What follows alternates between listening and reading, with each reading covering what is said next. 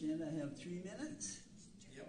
Am I the ninth one to have 3 minutes? No, that's just people who are here in attendance, so that's I not might be necessary. the first. You could be the first. Okay, let me know.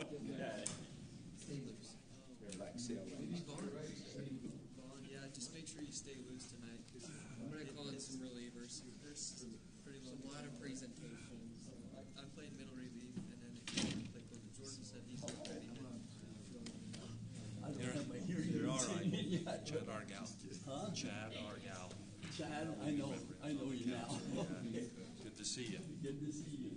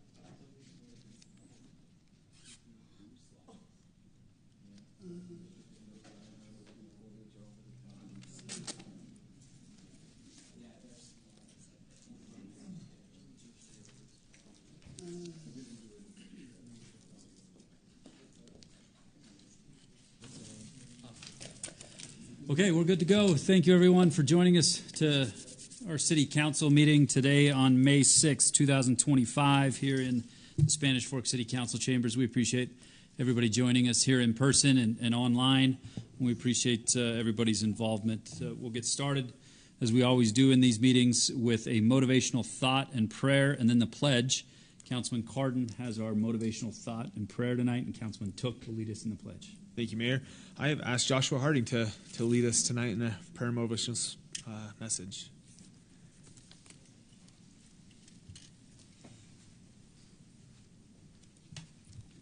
It's a privilege to be here tonight. Before I pray, I want to just share a brief thought that began around my breakfast table this morning. Our family starts each day with prayer and some scripture, and today we were talking about finding joy even in difficult things. And James 1:2 says, when troubles of any kind come your way, consider it an opportunity for great joy.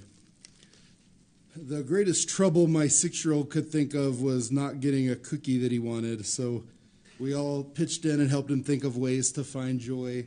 Then after prayer, I grabbed my laptop, head out the door to go to work, hop in the Jeep, and it doesn't start. The battery is dead. And I thought, I can't even get mad because I just told my kids that we have to have joy in every difficult situation. It's easier to talk about finding joy in things than actually doing it. And I think there's a lesson for all of us in that silly story. We have a wonderful, growing community here with a lot of really good things going on. There are perhaps a few difficult things, but mostly they're just things, just stuff that is normal parts of life, not really good or bad in and of themselves. And we can choose to either grumble and complain about them or choose to find joy in them. And so I just challenge all of us tonight, even perhaps through conversations that we have this evening, or certainly as we go out into our community afterward, to find joy in all circumstances. I think if we look for it, we're sure to find it. Bow with me as we pray. Father, we are so grateful tonight for the privilege of coming before you. We thank you for the joy that we are gifted through your Son, Jesus. And we ask that even here in a meeting that is focused on business, that you would show us opportunities for that joy tonight. I thank you for each person who is here, and I pray your guidance and strength on those who work so hard to make our community such a wonderful place to live. I thank you for their efforts and their sacrifice, and I pray that even tonight as we have discussions and cover business, that all things would be done in a manner that is respectful and uplifting toward everyone, and that everyone would work together to see our community continue to be such a great and wonderful place. We thank you, Father, for all the many blessings that you have given to each one of us and to all of us collectively. And in Jesus' name we pray. Amen. Amen. Thank you, Josh. Thank you. All right, please rise and repeat after me. I pledge allegiance to the flag of the United States of America and to the republic for which it stands, one nation under God, indivisible, with liberty and justice for all. Thank you, everyone. Appreciate that. Takes us to item 4 on our agenda, the public comments section of our agenda. This is where the public can address the mayor and council for any subject that they'd like to.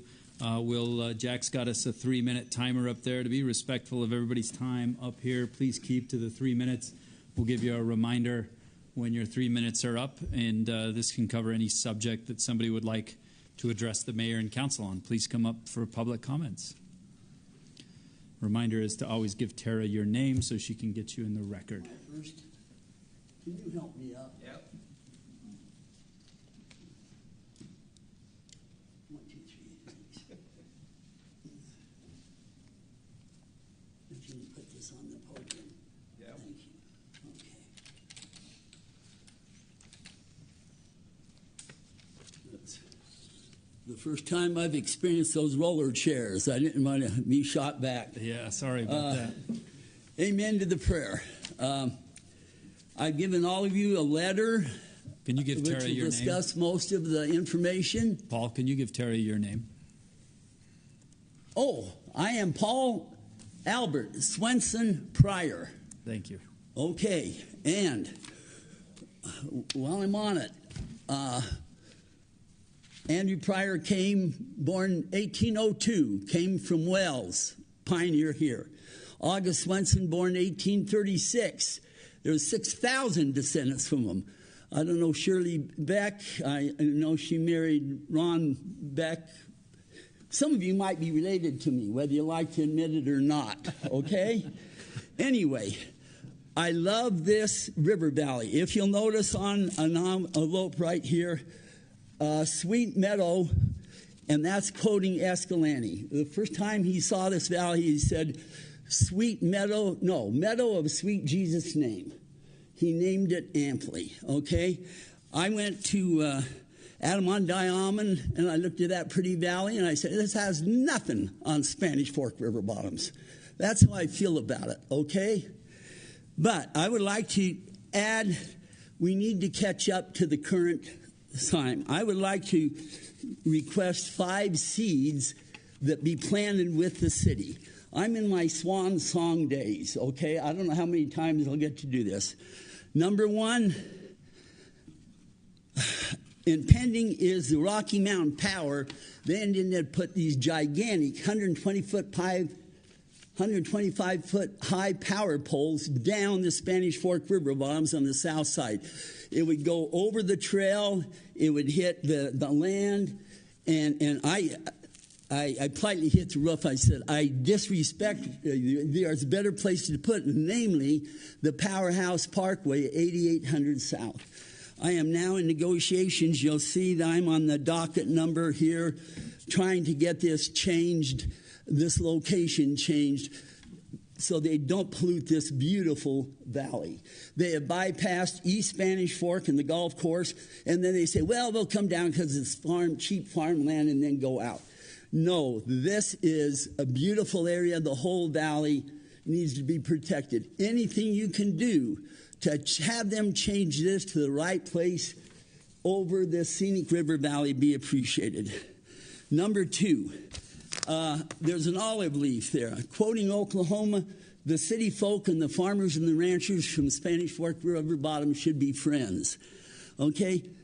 The 1 residence per 40 acre is archaic and needs to be changed. Please consider updating that to a midway compromise. I would suggest 2 residents per gross acre. That would leave 1/3 acre minimum lots, and I'm over. I didn't even get to the 5 things. Mr. Mayor. Midway compromise. I don't have US 6. Paul, just a sec. Pardon? Just a second. I don't have public comments tonight or council comments tonight. I would yield 3 more minutes to Paul. if that's Paul, we'll okay. give you 3 more minutes. Shane Marshall. 3 more. Okay, I All might right. finish. You good? Thank you. Thank you bet. for yielding that time. Paul. Okay, Midway Compromise. Take the best of Midway, Utah, Heber, Utah, those beautiful multi-million-dollar custom homes, the best of Woodland Hills, the best of Provo River Bottoms, and plan it so this valley can have a beautiful, green, open, country, epic energy space. Another sequel, Adam on Diamond, if you will. Please get with the times. Change this 1 residence per 40 acres, which is a form of stealing. There ought to be a law against it if there's not one now, okay? Number 2, US 6, eventually, UDOT, they don't want any stoplights, which is smart, from Spanish Fork down to I-15. Work with UDOT and others to plan that there'll be no stoplights. You'll have on and off ramps. I suggest one be on 3400 East. That will incorporate the Nebo Belt Loop, SR 64 extension to the north end of the river bottoms, and instead of tearing all those homes down, go where there's already space. Put on-off ramps there and make that a beautiful first on-off ramp for Highway 6. I mentioned SR 164, extended eastward by the River Recreation Center, going along between the high flood risk and the medium. You'd be like Lakeview Parkway. It'll be a dual purpose, levee and a berm. The homes on the north will be protected. The ones on the other side, they can be a beautiful parkway, maybe a golf course, whatever. Belt Loop, they're studying that Belt Loop. It needs to be done. You've maxed out 34,000 cars a day on Main Street. There's accident weekly in front of the Shell station.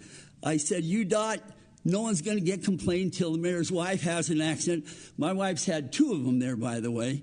They said, we have accidents there weekly. All they need to do is change the paint and add a lane, and that would save a lot of grief. I'm done. But you've got this letter.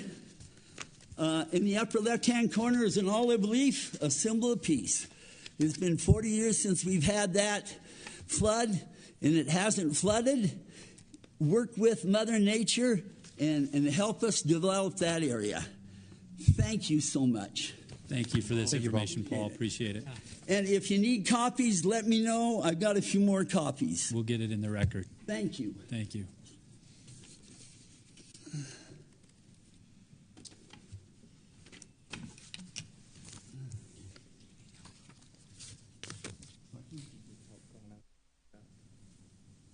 No, I can't sit in these. I'll sit in these chairs. You help me later. Okay?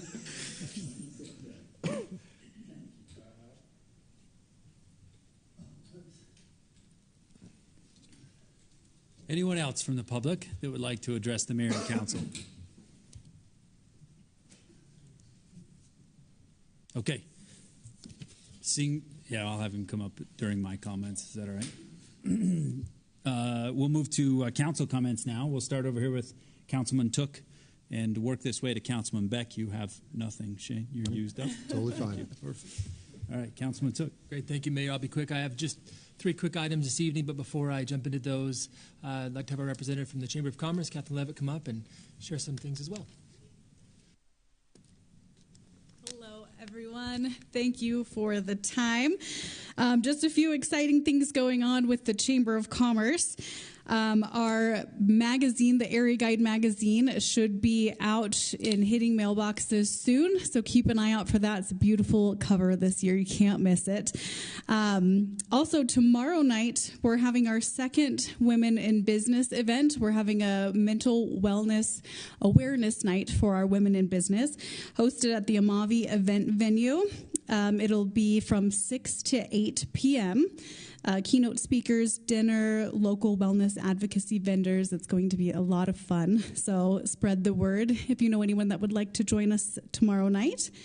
May 14th is the Chamber Rotary Scholarship Golf Tournament. Tee time is at 9 a.m. We had 47 applications for our scholarships this year. We were able to award 14. Tomorrow morning, I'm going to Salem Hills High School to award those. I'm very much looking forward to it, to meeting some of those students in person. And then on May 15th at noon is our noon networking luncheon, and that'll be hosted at the Salem Fire Station. They just finished construction of that and are very proud of that building, so we're excited to tour it on May 15th.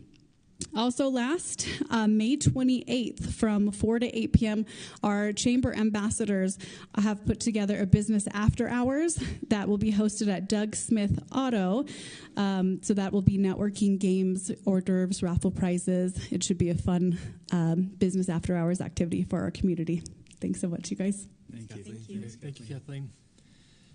All right, just a couple things. So recently, our first responders hosted a Station 61 open house.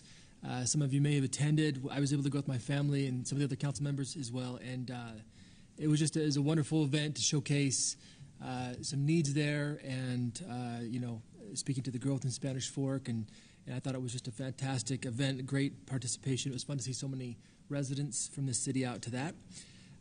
Also, we recently had Arbor Day.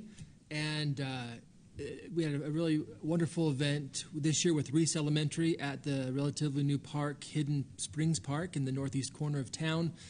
I just wanted to thank the council members that were able to join me, but then also the Parks and Recreation Department and Del Robinson and all of his teams for making that just a classy, wonderful event, especially for the children. I look forward to it every year, and it's just so well done. So we had a fun Arbor Day. And then the last item I've got here is Councilman Euler and I dressed up in our Western attire recently for, again, with Reese Elementary. We visited their school for their Fiesta Days Rodeo Reading Challenge, and they just really get into that. And the kids work very hard, and we gave out prizes. They had a raffle.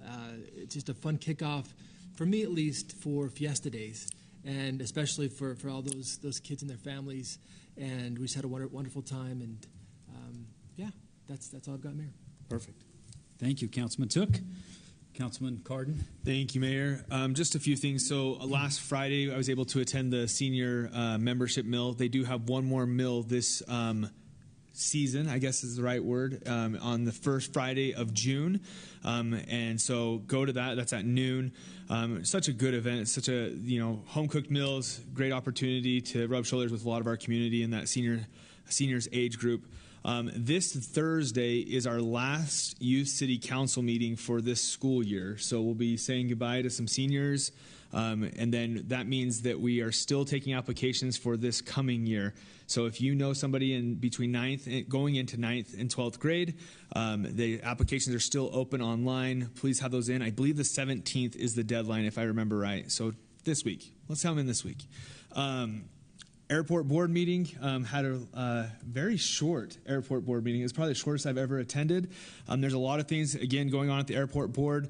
A lot of things, changes happening there, trying to make sure that we're making the right decisions, especially as we look at funding different projects and different operational needs there. I know we'll talk about that a little bit more later. And then the last thing that I have is a lot of us were able, I think all of us were down at some point at ULCT in St. George during the month of April.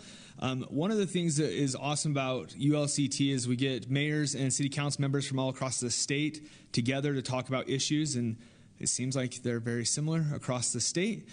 We also had Arthur Brooks there, who is a professor at Harvard, a public speaker, does a lot of politics stuff. But he said something that really struck me and I wanted to share with everybody. He said, one thing that we can ask ourselves how we treat others is how I talk about people that I don't agree with. And it really struck it home. So I think that's something that we can all do probably a better job at. If we don't have to always agree about things, and nor should we, because that's how we get to the best solutions, but how we talk about each other should be in a good way. So I think that we can all, like I said, do a little bit better job of that. But that was something that I took home from that meeting that was really impactful. That's all I got, Mayor. Very good. Thank you, Councilman Cardin. Councilwoman Beck. Thank you. Piggybacking on Councilman Took of Station 61 Open House a couple weeks ago, thank you to our fire and EMTs for hosting such a great event. I think we had 480 residents stop by that evening for hot dogs and tours of a facility that is no longer serving their needs, and so it was really helpful to get feedback from the community on how to move forward, so thank you there. Yard of the Week. Last year we kicked that off after a couple decades being dormant. And, I like that, yeah. So Yard of the Week will start back up, and we will have that from Memorial Day, which is the last Monday in May, through Labor Day, the first Monday in September. And so watch the city's website and social media. We will get nominations available. You can nominate people in about another week, maybe the 15th of May. Give everyone a good week before our committee starts voting on the nominations, and your award or reward for being nominated and chosen will be a yard sign and a friendly visit from me congratulating you.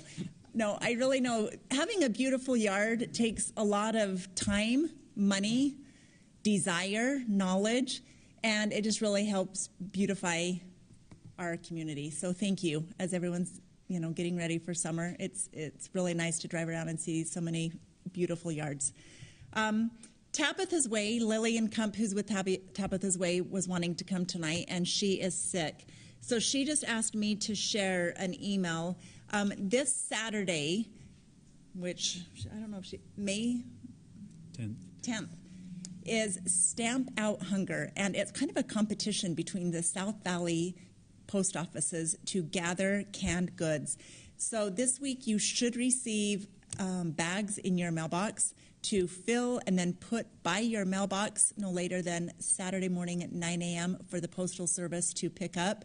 And the winner will receive a trophy. So it'll be a traveling trophy, and they just want to encourage Spanish Fork to give back. We didn't win last year, and we really like to win here in Spanish Fork. So if you're able to put a couple canned goods by your mailbox this Saturday morning, that would be fantastic. And then a couple weeks ago, my daughter had her third child, and so I babysat the other two several times, and every time I had them, I took them to a different park, which normally at my age I don't go to parks. So it was really fun to go to all the different parks around town, and I just want to give a shout out to our Parks and Rec department. I know it's their busiest time of year for so many different reasons, but the parks look amazing, and Arbor Day was fantastic, and so many of your staff, Dale, were there helping the kids plant new trees. So just a thank you to our Parks and Rec department, because I think that is a great community gathering spot, of course, and just helping us feel safe and outdoors, and I loved it. So that's all I have. Awesome. Should get a good start for Yard of the Week with 3 days of torrential rain here in town, right? Everyone's yard will be green. Should start off green this year. Councilman Marshall, if you have anything. It's all good. Are you sure? Yep. Nothing to report? Nope. Okay, I got a couple things, and then I'm going to hand some time over to Councilman Argyle. Once a councilman, always a councilman, and he's here to give us a message, so I'm going to pass some time to him. But really quick, last week we were visited by some representatives from Iceland. If you don't know, we enjoy a sister city relationship with the Westman Islands in Iceland. And these people are pretty important people in Iceland. In the middle, you have the deputy ambassador from Iceland. Next to her, Seth, you got a minute to pronounce these names, because I'm not doing it, not even attempting it. Next to her is the trade. What would you call him? The trade president of Iceland? I mean, he's Minister of Trade. He's the Trade Minister of Secretary, Trade for a something. country. Yeah. That's pretty cool. Yeah. And the guy on the far right there is the Energy Minister for a country, for the country of Iceland. I would say, Secretary of Energy, something like that. Big deals in their own right, and they came to visit Spanish Fork. Senator McCall has been named as a liaison ambassador, something for the state of Utah to Iceland, right? And so he organized these good folks coming and visiting our city and learning more about the history and heritage that we have with our Icelandic roots. So we talked about all things economic and the history. Very, very neat to. We had dinner with them. They got to meet a Icelander in Amber. My wife is a Gesslison, and so they were excited to hear that name, which has very, very much Icelandic roots. And she was happy to hear from them that they said, "No, you do look like an Icelander." So Icelanders look all different types of skin tones and everything. So Amber really liked that. But discussing some policy and also just touring them of our city. Many of you might not know Icelandic Days that happens every year in Spanish Fork is something that's happened as long as I can remember, but there are tour buses that come through here throughout the year that bring people from Iceland, and they come to Utah, but they come through Spanish Fork and make a day of it in Spanish Fork. So it's pretty cool, those Icelandic roots, and I know many of us enjoy that. Seth, did you want to make an attempt at the names? Not at all? Aaron. Yeah, these are very English translations. To hear them say names that have a lot of consonants strung together, it just rolls off of their tongue beautifully. And I sit there and think, whoa, I don't know how to say that. But it's a beautiful language. I can only imagine how difficult of a language that is. Yeah. You took them up to our monument on 3rd South, and also to the cemetery where they were sure to recognize some names from there, right? Yeah, and if any residents haven't visited the Icelandic monument that's on Canyon Road and about 800 East, it's there. You might drive past it and wonder why it is there. If you've not stopped and walked around it, read the different plaques, you should. I think it's a great education about what Icelandic heritage we have here and how important that is to those, of course, who have Icelandic heritage, but maybe more importantly to the country of Iceland. They are so grateful for Spanish Fork and what is here because they know that their heritage came here and their family members. So it's a pretty neat place, and they loved being up here. Maybe just a quick fun story, Mayor. Senator McCall, I'm going to throw him under the boat here. At this view in that little window-looking thing, kind of eye level of the lighthouse monument, there's a plaque there from the Historical Societies of Utah that has a description. And if you read the description, it tells you that in 1000 A.D., Leif Erikson discovered America, and some details about that. And Senator McCall was like, whoa, stop, time out. You're telling me that it wasn't Columbus. And these three folks from Iceland and Senator McCall had a fantastic discussion, education session for him, and his whole world had gone flat in that conversation. It was pretty funny to watch, and like leaving it, he was still just, wait, you're telling me it wasn't Columbus? And there was some significance to that in him. So if any of you have interactions with Senator McCall, if he ends up watching this, sorry I outed your history, but kind of a fun little fact there that the Icelanders stake significant claim in that their own Leif Erikson would have been something special in 1000 versus Columbus in the late 1400s. Which is how their history books read. Correct. Yeah, that's what they teach in their schools. Their schools, they teach about Leif in the year 1000. They don't talk about Chris and his Chris. Well, I mean, there's just no respect, right? He's second to them. So, yeah. Thank you for that. Very cool to have him here. We appreciate the senator and appreciate them making the visit to Spanish Fork. The next couple of pictures I have were from this last week in the Google Drive. but it was the 101 year of the Utah State Junior Livestock Show, held down at our fairgrounds, and of course Amber and I make it down there to support our nieces and nephews that love this stuff. We got a bunch of pictures, but this was one of the coolest ones. I mean, that speaks to the kids and ingenuity in Spanish Fork. They just make their own little show ring on the dirt behind the bleachers there. That's my nephew, JT, who in his class of gilts won the grand champion gilt in his weight division. Gilt is a female hog, Shane, just letting you know. No idea. They show gilts and barrows, and it was cool to see him win and do good. I've got a mayor's thing coming out in the Herald that they have us do just about every couple of months that speaks more about this. But it's fun every year to hear the judge of these shows talk about the kids, talk about their projects, talk about the livestock, talk about the arena, talk about the fairgrounds itself. And they're coming from places like Iowa and Ohio and big farming agricultural communities. And they are praising what these kids are doing in the space they're doing it and their projects. And so it's fun to see and fun to watch all these kids compete and work hard at what they're doing. And just congratulations to the committee that volunteers to put that on every year. You did an outstanding job again, and I know hundreds of kids were happier and learned how to work throughout the year, and then got to show their animal and do their thing at the Utah State Junior Livestock Show. So very cool that we host that, and we'll do it another 100 years for sure. Okay, Councilman Argyle, I yield the rest of my time that I kind of ate it all up. I apologize, but take what you need. Thanks for coming and seeing us tonight. Thank you for allowing me to come here, Chad Argyle, Tara. Thanks to each one of you, council and mayor, for your time, your efforts, and serving our community. I love that picture with the Icelandic people in that picture up there. That's so cool.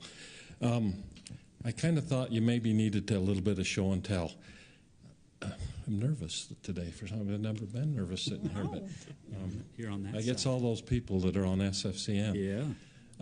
Anyway, an event happened here just shortly a couple of weeks ago, and I love history. I love this country and our founding fathers, and I just wanted to come here and just to mention a little bit because there's some things that took place that time that I'm sure every one of us on April 19th, 1775. The British were assembling themselves because they had heard that the Americans were storing some munitions and supplies to supply an army. So they were assembling themselves and starting to march towards Concord. What happened was just before they got there, there was a little skirmish that took place. The British opened fire, killed 8 Americans and injured 10. And that was the thing that was I'm not going to remember his name, shot heard around the world, and I'm sure we've heard that. It was the start of the Revolution, American Revolutionary War, which would last 6 years and would end with Cornwallis surrendering his sword with the help of the French, which a few years before this, the French were our enemy during the French and Indian War, and now our ally, which would continue. They would donate a really nice gift that sits in the harbor in New York called the Statue of Liberty, and I think we would return that debt to them at the end of World War II when we would liberate France. I had the opportunity to be in France on D-Day, the 70th anniversary, and I was in a town called Marie-Anglaise, and I will testify to you that they have not forgotten who liberated them. Waving the flag, they're driving our old Jeeps from World War II and our tanks and our deuce and a halves and our half-tracks, and they're all restored and still driving them around. I kept thinking we probably should get them back because they're pretty nice stuff. But anyway, on that particular day, the British continued into Concord. Of course, they had hid some of them. They did destroy some and confiscate some munitions. But on the 18th, a couple of things happened that I'm sure you knew. Sure you've heard of Paul Revere. That evening, him and a guy named William Daines and several others would ride out across the country screaming, "The British are coming." And in the North Church, one of by land, two of by sea, 2 lanterns were placed in the top of the church to let them know that the British were coming. And those things, I know we've heard them many, many times, but those all took place in this short little time. It's been 250 years ago. And in next year, in 2026, on July 4th, we'll celebrate the 250 year anniversary of our Declaration of Independence from British, and the Constitution, the Bill of Rights, the Federalist Papers, and many of our founding fathers that came out of this time frame stood up. And many times I've thought about, because these men were committing treason against the crown, there was a price on their head. Even any soldiers, I wondered oftentimes if I would have been there, would I had the courage to stand that line, and knowing that a birth of a nation was coming. But there are other courage that there are. It takes courage to sit on a city council and make decisions and serve, and that is takes time, our time and our efforts. And I know each one of you taken that. Maybe a little more drastic. We don't have a price on our heads as many of them did, and were hunted during that time. The war lasted 6 years, but it took 2 more years to sign the treaty and essentially bring the war to an end, and our nation was born. And here we are now, 250 years, and we enjoy such a great and wonderful country that we have so many freedoms that we enjoy each and every day, and blessings that, as we hear about the things that are going on all over the world right now, we do not have that on this land, and I'm so grateful for that. I do have a show that I want to show you that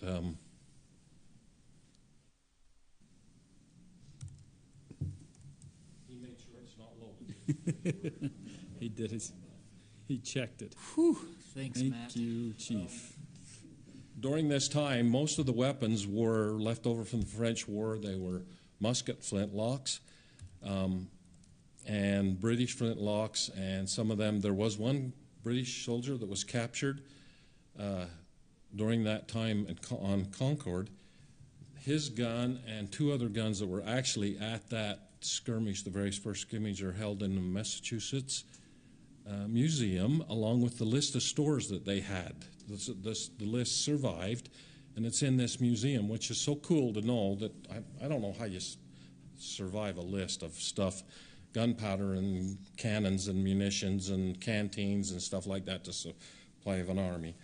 But the gun that they used was a musket flintlock that is just like this. If you notice, most of them were 5 and 6 foot tall. They were very long. They were called long gun for a reason.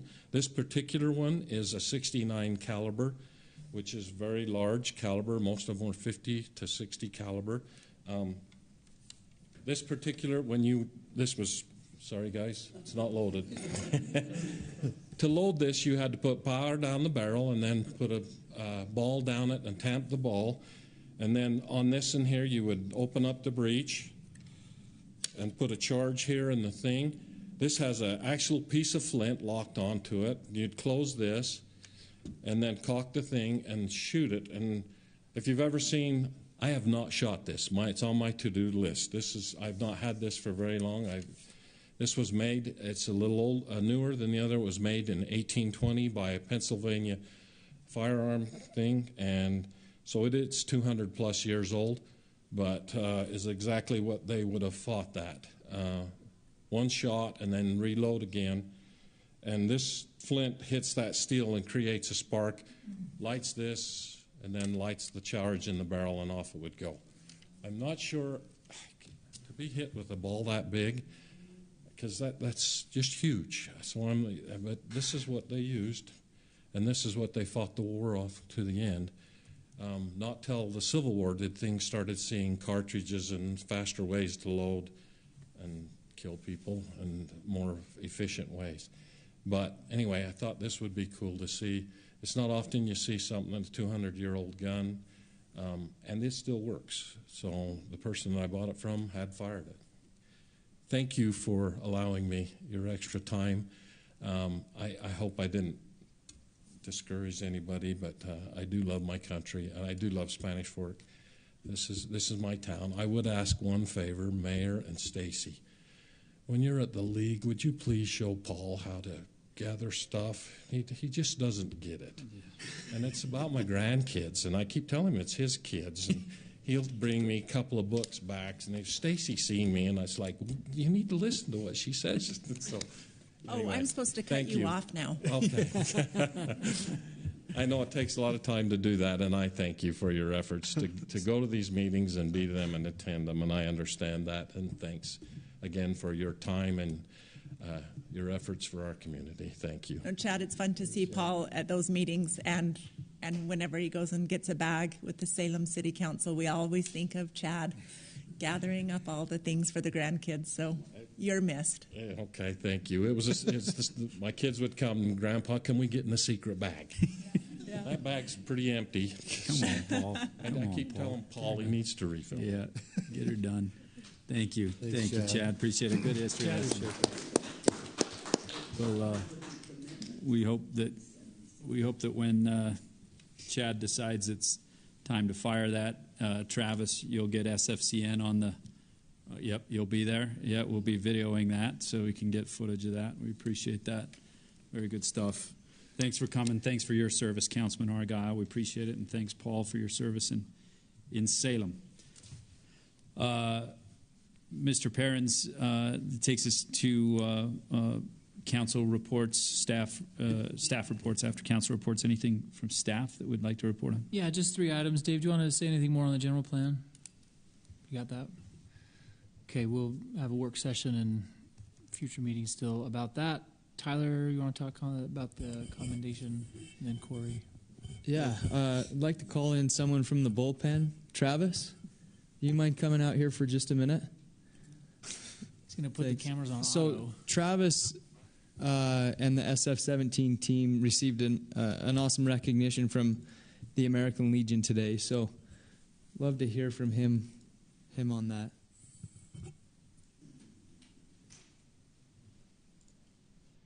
Who's running the camera?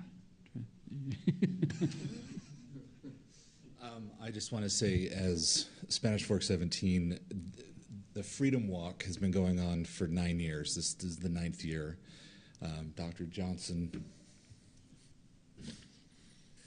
spearheaded it, and it's wonderful to see these 5th grade kids come out. It was at the sports park. Now they're at Canyon View Park, and we've been able to film them and to.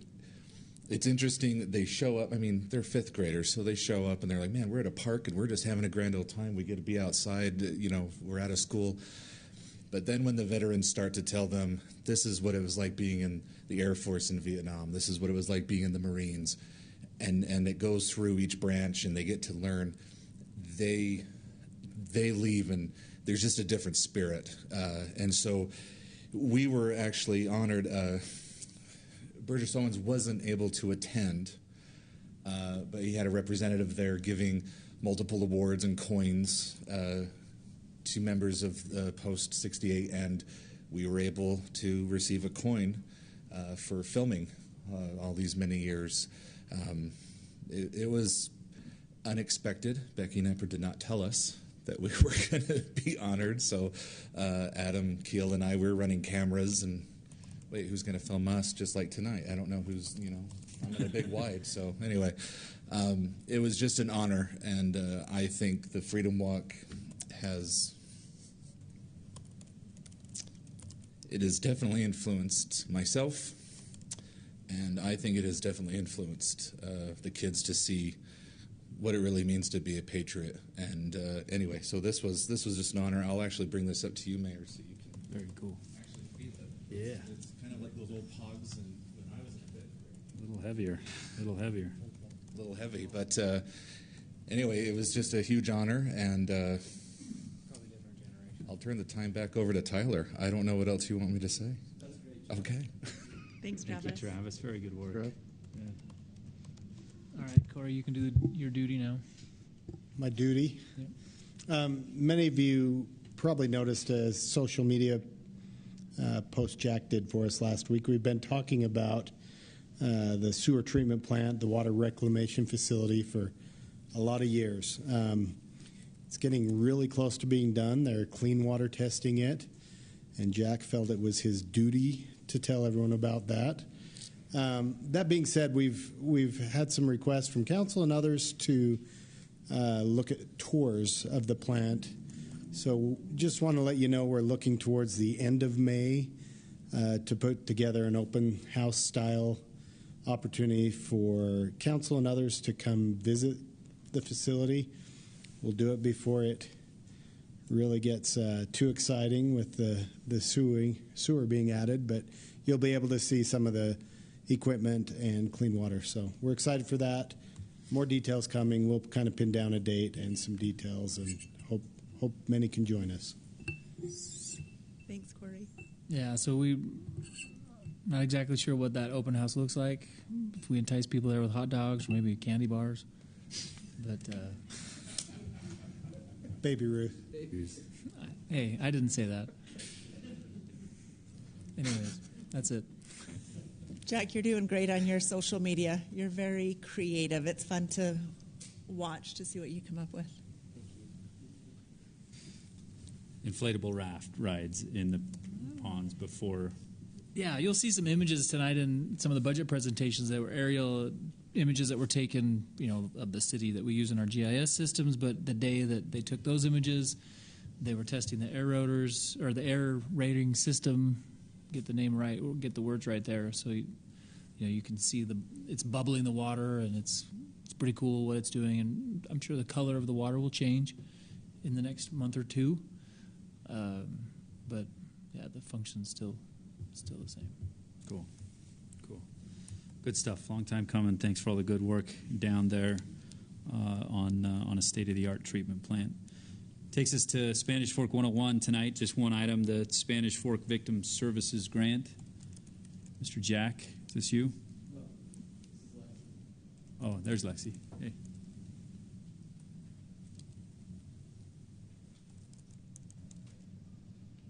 How are you doing? Hi, good. Thank you. Good evening. So thank you for having me here tonight. I have a little presentation just to report on my grant, just our typical every 6 months. So I appreciate you giving me the opportunity to speak with you tonight. And Tara, hopefully you know, but I'm Lexi. I'm our victim advocate. Okay. So, as I mentioned, this is for the VOCA grant, Victims of Crime Act. This project was started to help agencies to have victim services, specifically with law enforcement, but also with nonprofits, to try to make sure that we have victim advocates available to provide services to those who need it. So first I want to go over a little bit about the concerns that people have within the criminal justice system. In past meetings, I've talked a little bit about the barriers that survivors face when they are trying to come forward or trying to leave an abusive relationship. But this specifically goes over some of the concerns they have and some of the reasons why they may not choose to come forward. So they may have questions or concerns that can be a barrier to seek help and safety. Some of those questions on the red square there are ones that I've heard from people here in our community. Will I ever get justice? Is it even worth it? If my partner goes to jail, how will we pay our bills? Will other people believe me? Can we even do anything about this? So there's a lot of really valid concerns that you can see here. And to unfortunately put it pretty plainly, we can't address every one of these concerns. We can't promise that they won't face retaliation if they come forward. We can't promise that they'll be able to find a way to magically pay their bills if they no longer have that income coming in, which makes it really difficult. But with that, there are ways that we're trying to address it, and there are different avenues to get support. And so While we already know that there are a lot of barriers and a lot of issues with coming forward, sometimes we don't know what support is available or why would someone want to come forward. And so I wanted to highlight that a little bit for us tonight. So after a victimization occurs, any crime that has a victim, a survivor is often left with a list of needs that they suddenly need to find ways to meet. Like I mentioned, sometimes their partner was the one that was in control of the finances, or maybe they have someone that they were helping with childcare that is no longer an option. They need to address these needs while navigating the criminal justice system and trying to cope with what they just endured. As you can imagine, it's extremely difficult, it's stressful, and it's overwhelming. Ultimately, this can bring survivors to a pretty hopeless place. But that's why I'm grateful for positions like the one I'm in right now, because I'm able to share all of the support and resources that are available to survivors so they know that they don't have to go through this alone. So how do we address these concerns right here specifically in Spanish Fork? It's easy to talk about this in pretty broad terms, but I'm going to take it right down to our department here in our city. So the first thing is we try to take a trauma-informed approach. What that means is that we are staying up to date on all relevant training to make sure that we are doing our very best to minimize re-traumatization. A lot of times, survivors will tell us that after going through the process, they felt re-victimized all over again. It was like they were being hurt or abused all over again. And that's because this process, as we were saying, has a lot of barriers. It has a lot of struggles, and it's a difficult process. So the one way that the people here at our department, specifically the civilian employees, we also partner with our legal department and then with our officers and detectives, is we all receive trauma-informed training to make sure, like I said, that we're up to date on that information. We try to do this by making sure that we have comfort measures in place for when survivors come for meetings, interviews, or to report. It's survivor-led. If they need to take a break, if they need to pause this interview and come back later, they can do that. We try to minimize the re-traumatization by making sure that they're in a comfortable area. Many people might not know this, but we have a soft interview room. So instead of being interviewed like the person who committed the crime, you're going to be in an area where it's comfortable. There's blankets, there's stuffed animals, there's couches, there's fidget toys, whatever we can do to try to make this less awful of an experience, because they've already been through so much. So that's just one approach that we take to try to make sure that we are not adding more harm to this process. The next one is communication. We strive to have open communication with the survivor to ensure that we're identifying their needs and addressing their concerns. So this looks like, from the very beginning, very first report, we're saying, what do you need right now? In domestic violence cases, this is done through a lethality assessment, and depending on where they score, they will be automatically put in touch with resources that can help them right then and there. This is also where I come in at the beginning of their case, and I'll sit down with the survivor and we make a list of their needs. Some needs that I might guess they might have are not issues, but then others I may not have thought of. And so we strive to have this very open communication to ensure that we're not missing anything, that they're not left wondering how they're going to handle this alone. And then part of that process is we address how are we going to meet these needs? How are we going to fill the needs that you have? So that takes us to collaboration. There are some needs that our department can help with, and there are some that it's maybe not the most appropriate or the most reasonable to help, and so that's where we collaborate with other agencies. So this collaboration can take place within our own department and then outside in our community as well. We collaborate, one, in between patrol officers, detectives, the legal team, and me. We all collaborate to make sure that our communication with the survivor is clean and documented. We make sure that we're all on the same page about where their case is at and what information we're sharing with them, making sure that they're up to date on their case and getting all relevant notifications.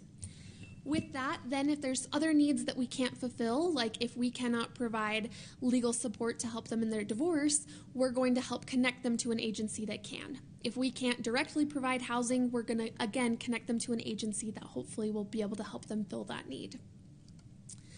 Next, we have creative solutions. So this goes back to our communication point. Are we actually helping? Are we actually fulfilling the needs? maybe that person doesn't want to go through a divorce, and so getting a divorce attorney is not going to be the most effective way to fulfill their needs. Or if it goes back to that red square of those concerns they have, are we going to put this person in jail for a long time and leave them without any support financially? So we go back to that communication and we ensure that what we're doing is actually going to help the survivor rather than add further harm. So sometimes this is adding a treatment component to a plea offer that we send, or sometimes this looks like having a specific protective order that has conditions that allows them to communicate about the kids, or to help make sure that their bills are paid on time. And so we work with law enforcement and our prosecutor to review our options and try to come up with creative solutions to make sure that we're holding the person who needs to be held accountable and responsible for what they did, but also make sure that we're not only benefiting the survivor and not harming them, but also hopefully benefiting the community by addressing the issue and trying to resolve the problem before it escalates further. And then lastly, that takes us to safety and healing. The ultimate goal of our department is to keep our community safe. We also want to assist and support the survivor as they begin their healing journey. So we know that the healing doesn't end when the case does, but we just want to get them on their feet again. We want to help them have a strong foundation to be able to progress and heal further from here. So some positive things of ways that people within our community have tried to assist with these goals that we have are through donations and service projects. So we utilize community members with things like donations of, as I mentioned, those comfort items. So you'll see up in the top corner there, we've got coloring books, fidget toys, games, Play-Doh, stuffed animals. All of those things are to help the person who's coming in, regardless of their age, really. I know they seem like they would be for a younger audience, but really anyone can benefit when you're in that deep trauma. And so any comfort item that can help reduce their anxiety a little bit and make them feel just a little bit better about working with officers, working with attorneys, those really do make a big difference. And so we're grateful to people who do provide those donations, but there's also other ways that people have helped us, and that's through service projects. So in the bottom corner here, you'll see we had a local college student put together folders for our survivors that include helpful legal terms that they might not know if they've never been in the system before. They have the victim rights in there. They've got pamphlets for local resources. And this just helps us to make sure that they're getting all of the information, not just electronically, but having that physical handout can be really helpful as well. So that's just a few ways that people in our community have tried to give back. And again, it goes back toward that collaboration where maybe our department cannot provide all of this ourselves, but through a collaborative effort, we can help the survivor meet the needs that they have. And then the last point that I have is just kind of a positive story from one of our survivors here in Spanish Fork. She's given me permission to share a little bit about her story. So last year we began working with a woman who had experienced domestic violence from her husband. She had to leave very quickly. She had children with this individual, and she had a lot of needs that she had to face and a lot of support that she needed during this time, as you can imagine. So our department assisted her from the very first initial report, that very first 911 call, to the very end of her case. Her criminal case is just about wrapped up now. And so we've been helping her a little over a year now. So around this past Christmas of 2024, she was in a little bit better of a place than when we had originally started working with her. When we originally started, she was leaving with pretty much nothing. She needed housing, she needed legal support, she needed basic care items, she needed comfort items. And so we were working with her to address all of those things. And around the end of the year, she had spoken with me and was saying how much that made a difference and how big of an impact that was to make sure that that was one less thing she didn't have to worry about as she was trying to navigate so much. So this past Christmas, she was telling me that she felt strongly that she wanted to help those who were in a similar situation to what she had experienced. for me, that was really cool because it meant that she made enough progress to feel like she was in a place to give back, which I think is just the most beautiful part of this process, is to see a survivor get back on their feet and continue with their lives and be their own independent and healthy people.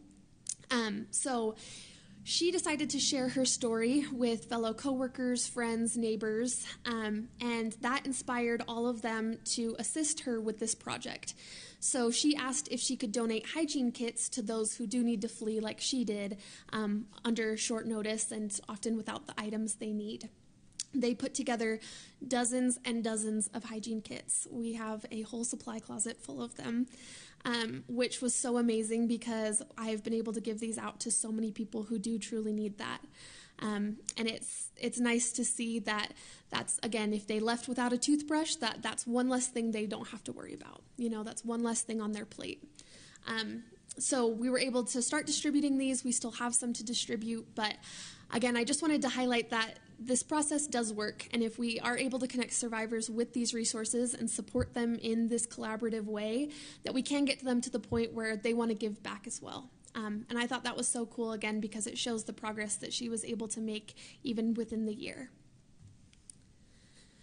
So to wrap up, thank you again for letting me be here and educate you a little bit about what I do and what's going on in our community. I put a little quote here: the whole is greater than the sum of the parts. And so all of us individually, we do an amazing job in each of our roles. Our officers do a great job. Our legal team does a great job. Community members do a great job. But when we all work together and collaborate and create that circle of support for the people in our community who are the most vulnerable or who need the support the most, it's a lot greater and the effect is a lot bigger, often more than we realize. So using our voice, educating ourselves, and dedicating our time to this work, to supporting survivors, it makes a bigger impact than truly any of us will know. So thank you again for the time tonight. I appreciate it. And if you have any questions, I'm happy to answer. Any questions for Lexi, Council? Thank you for what you do. That's a hard job. Yeah, thank you, Lexi. Chief, anything you want to? I just want to thank you too, Lexi, for the positive impact you do have in the community. I know it's a difficult job, but you bring a positive influence to so many lives throughout our community, and I just want you to know it doesn't go unrecognized, so thank you. Thank you, Chief. I appreciate that. And I'll just add, the demeanor that Lexi has here, you might think could be a little bit muted even because she's in a room full of people where she's getting to speak. But that smile that she has right there, the way that she handles herself is exactly how she is everywhere. And I think that's a real benefit as you do what you do. And I've expressed this to Lexi before in other settings, but how she carries herself and how she interacts with people, I think goes a long way in making her really, really successful at what she does. So we applaud and thank you. Thank you. I appreciate that. Just to echo what Seth just said, I had a victim that recently told me of the positive impact that you were able to have in their moment of crisis and need to them and their family. And so it doesn't go unrecognized to us as a council and to our community, just the effort that you go through on a daily basis, because these things are happening daily. So thank you for what you're doing. Thank you so much for letting me know. I appreciate that. Thank you, Council Thank you, members. Lexi. Appreciate you every time you come. Yeah, you can give her a round of applause. This is a good one.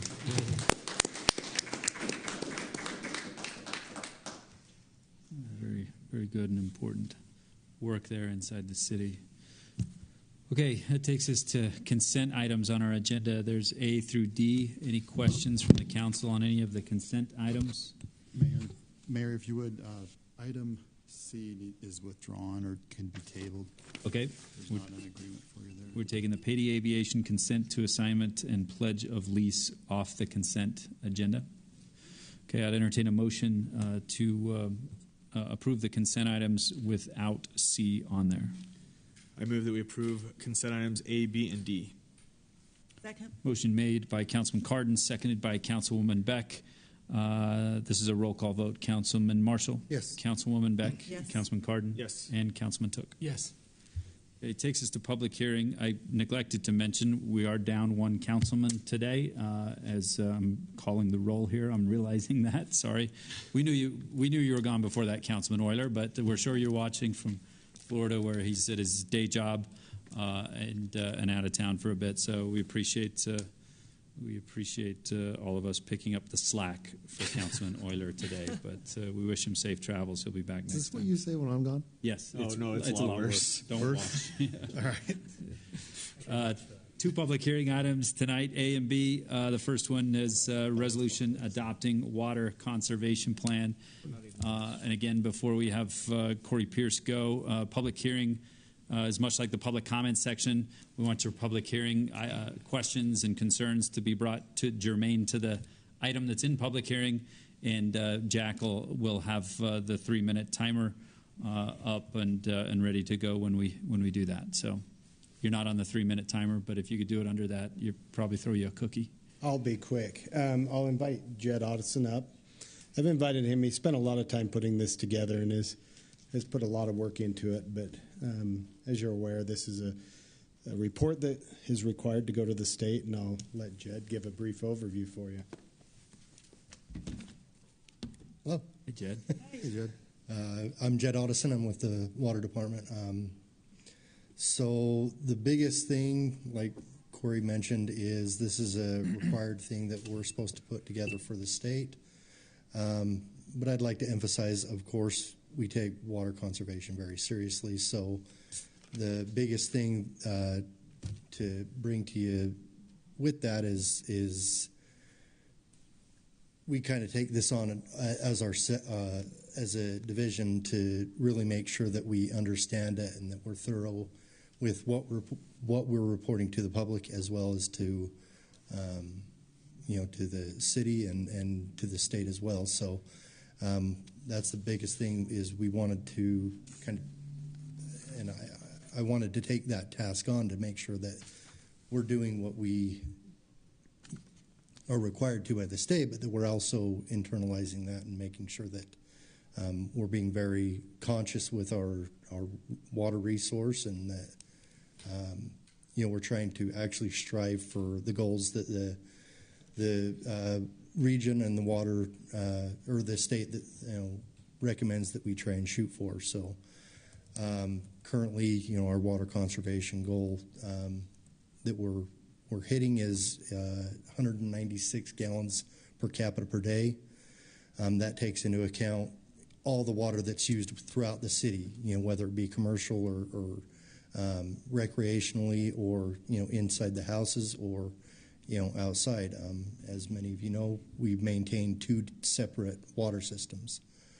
Our indoor use and our outdoor use, and so we're very conscious about making sure that we're being accurate with the numbers that we're recording, and that we're being genuine in our efforts to try and conserve that through our various programs that we promote, as well as the ones that we do internally. Leak detection programs, making sure that we're updating the metering system for the sources, as well as what's actually going to the residences or the businesses. At the very something that we have put a lot of effort into is our water conservation page. There's a lot of different resources that are available, different programs that we've enacted through the years, and then at the very bottom there is a bunch of different local, and statewide programs that are available to be able to test your outdoor sprinklers, or different programs that you can take advantage of, as far as toilet replacement programs or sprinkler clocks that are offered through different organizations. So another big point that we wanted to touch on was the utility customer portal that we offer. Right now there's currently about 625 residents or businesses that are taking advantage of that. If you can scroll down, there's a little bit of an example of what that dashboard looks like. I'll go up to the portal page at the very top. Right there. keep going down. So right there, this is kind of what the dashboard basically looks like. But it allows the residents, instead of just depending on their bill to determine what their water usage is, they can actually log on to this dashboard and track what water usage they're using daily. You know, and it can even break it down to, you know, see the hourly usage so that they can see if they're having excess usage. This helps them understand how much water they're actually using. Because when you tell people, oh, we would like you to be using 196, they think it's an astronomical amount. But when you take into account the average usage in Spanish Fork, we have about 27,000 gallons of PI outdoor usage every month per resident, and then our average for indoor usage is about 7,000 gallons.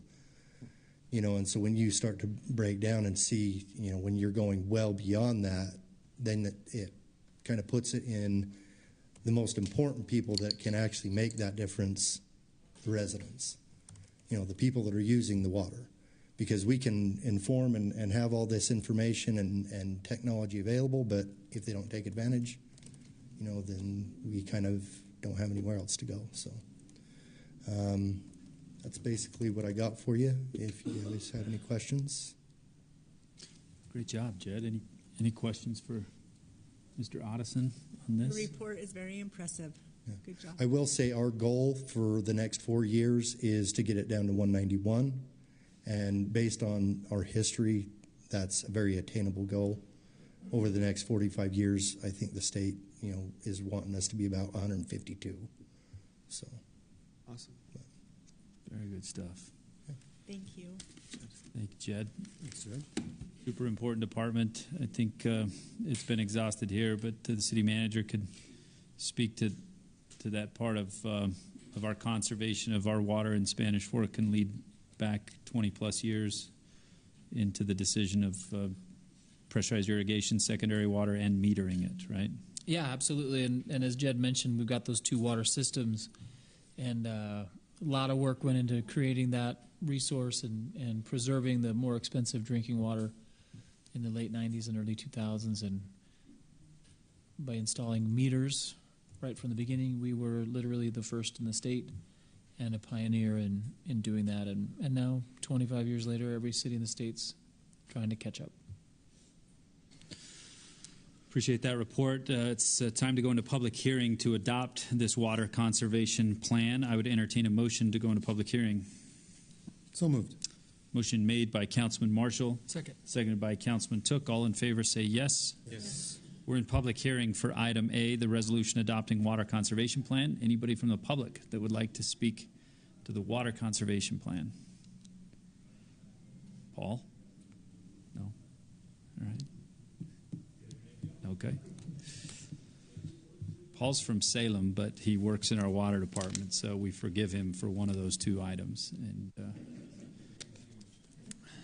no public hearing. I'd entertain a motion to go out of public hearing. So moved. Motion made by Councilman Cardin. Second. Seconded by Councilman Took. All in favor say yes. Yes. Discussion back up here. Any questions or comments from the council about adopting this water conservation plan in Spanish Fork?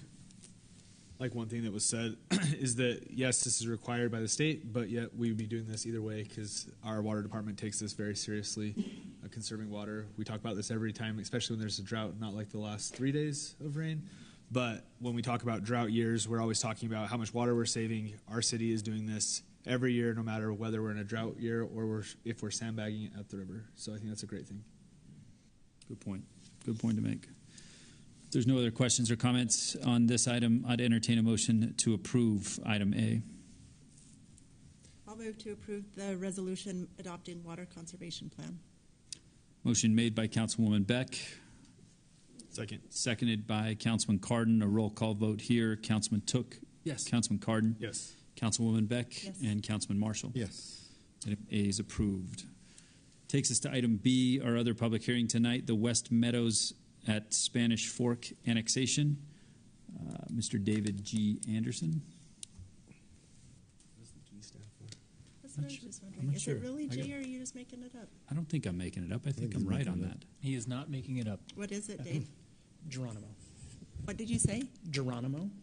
You are full of it. Dave is making that up. Almost said full of.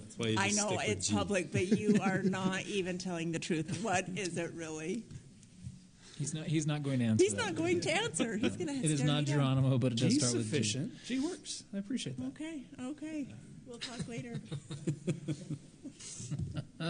The West Meadows you don't get Spanish Dave Fork speechless very often. annexation. Yeah, 50 acres.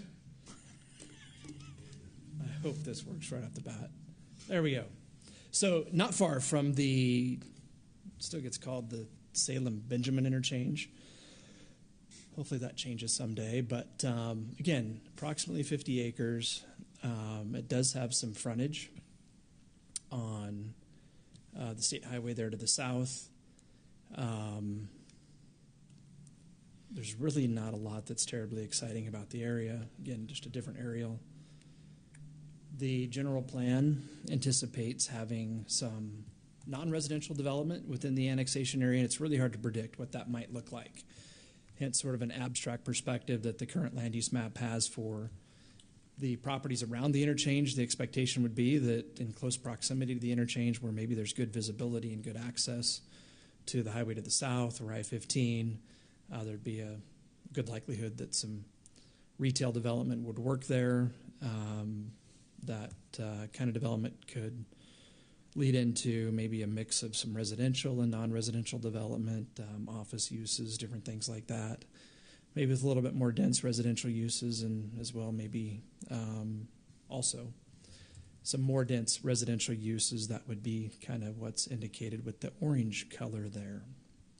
It's a lot of potential as discussions maybe proceed with the subject property and any others in the area about what future development could look like.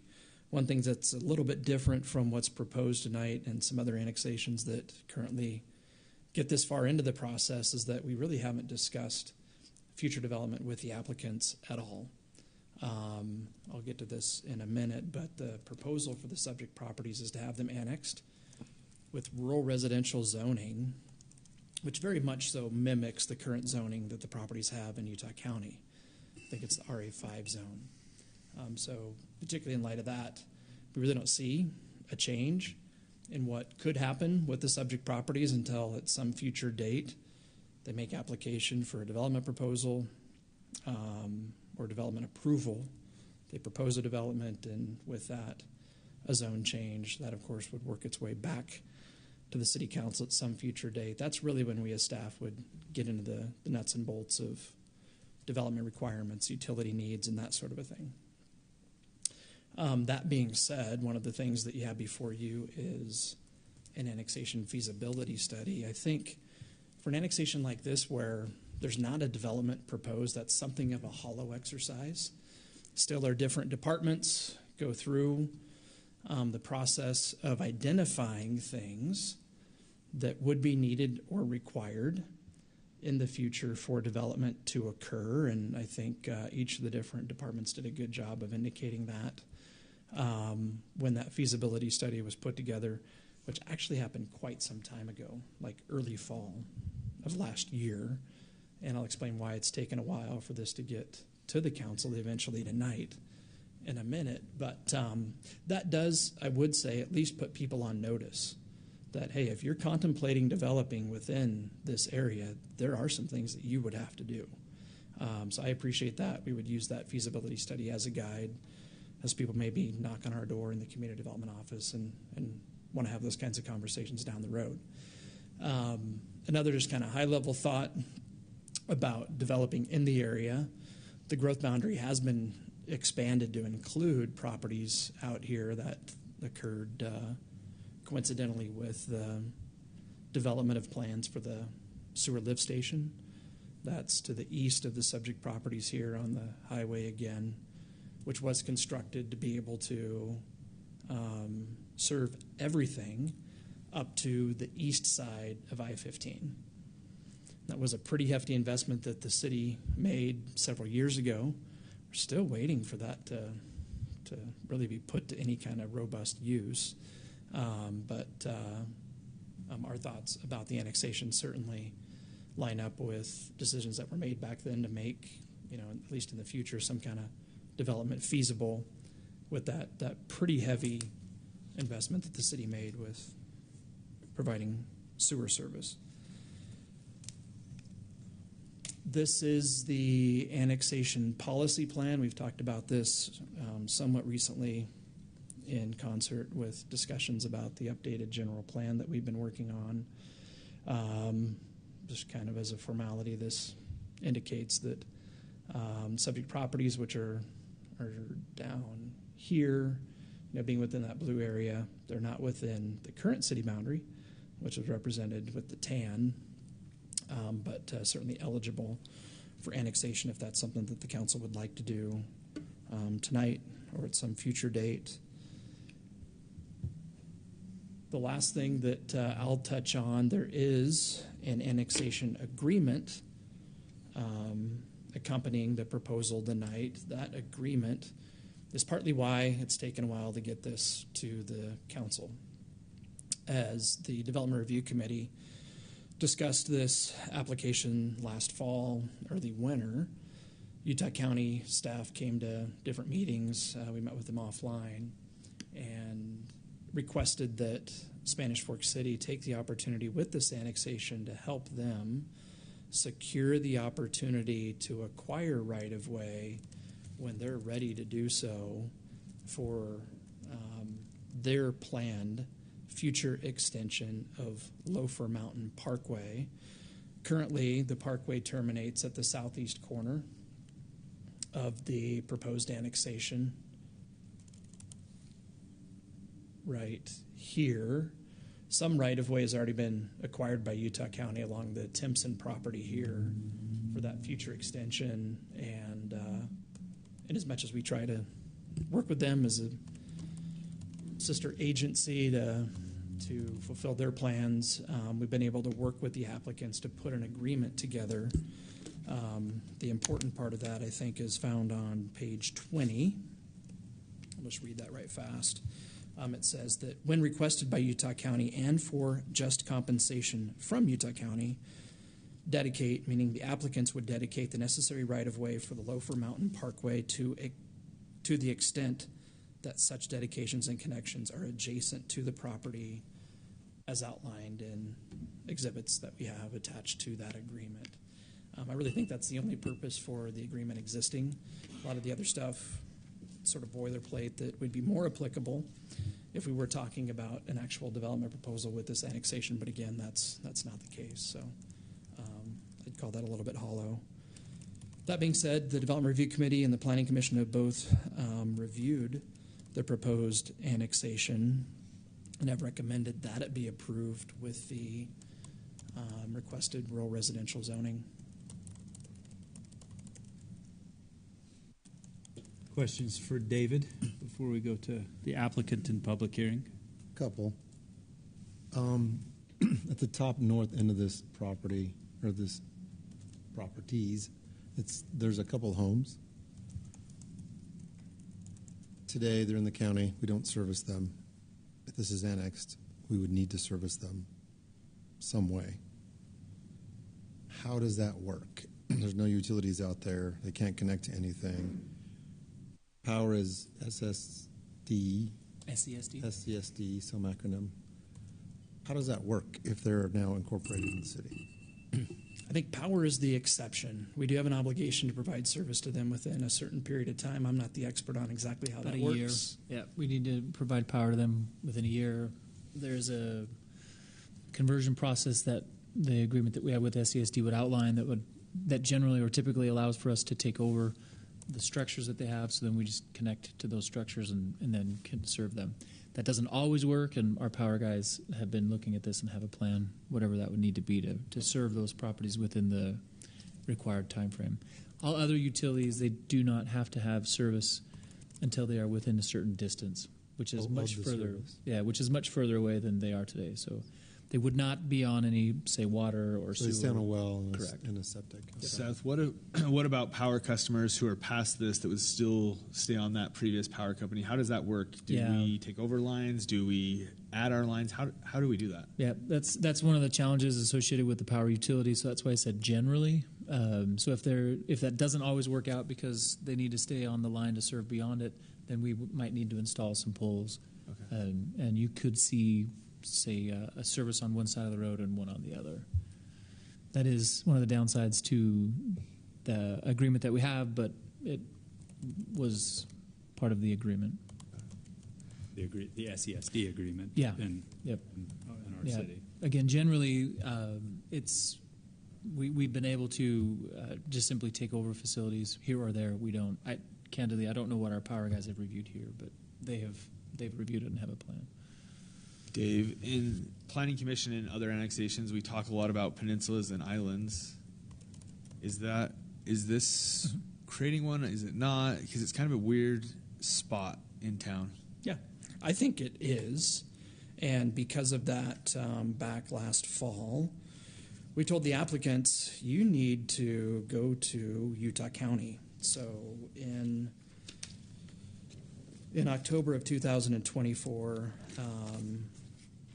the County Commission adopted a resolution that, I'm going to really paraphrase, that recognizes that this would create some type of a peninsula. And with that recognition, they also approved its creation as still a logical step in the growth and development of Spanish Fork. That was October? October 16. Yep. We have a date about a different conversation in the annexation feasibility study. Mm-hmm. That was an early on discussion that we had with the county. I can't remember if it was maybe like a belt and suspenders kind of a thing, but this is something that the applicants actually did, not the city. I don't remember the details with perfect clarity, but I think it was at our insistence that you guys go work it out with the county, make sure they're okay with it before we took the annexation. If they're okay, then we potentially be okay. Right. Gotcha. What you addressed it earlier, but I don't remember you giving a reasoning. The timing of October to You're right. We're 6-ish months later now coming to It was to get the exhibits for the annexation agreement from Utah County.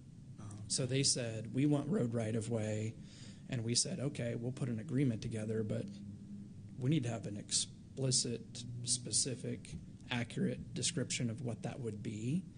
And they took almost 5 months, certainly more than 4 months, to get that to us. I know the applicants hounded some of their staff regularly to get that. So we went from, I think, talking about this in a DRC meeting in December until just recently being able to put the agreement together and bring it to you. That took a while. But they approved it. Yeah, the county gave us, so in fact, what's attached to the proposed annexation agreement, those are exhibits that were generated by Utah County for the purpose of eventually getting them what they need.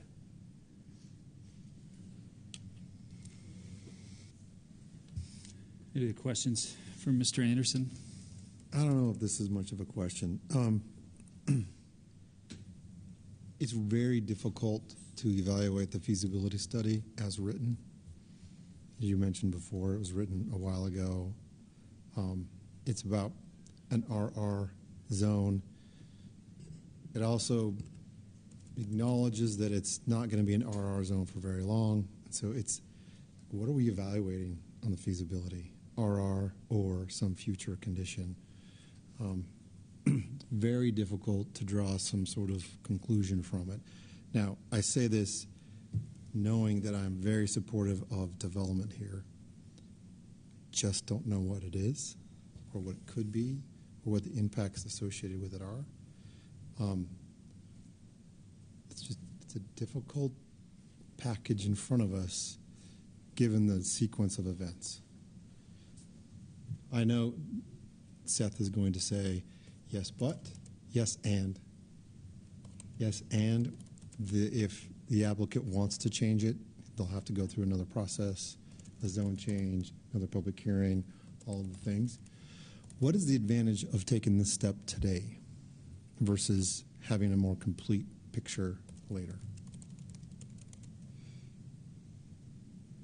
I think My simple answer to that is it's what the applicant has requested. Okay. It's them, not us saying correct. we should. Okay, that's fair. I think not to say yes and or yes but. I won't say either because I don't want to give you that.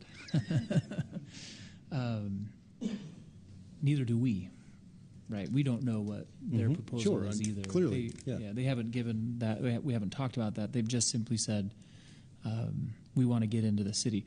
I'm going to venture a thought that is Seth's thought only. Utilities are so far away that these parcels, as part of this annexation, probably are not capable of bearing the cost of bringing those utilities. I don't know the applicants here; they could speak to this better, but I don't think this annexation develops until others do. But this gives one step of clarity about the possible future that they can then check a box. Now it's annexed.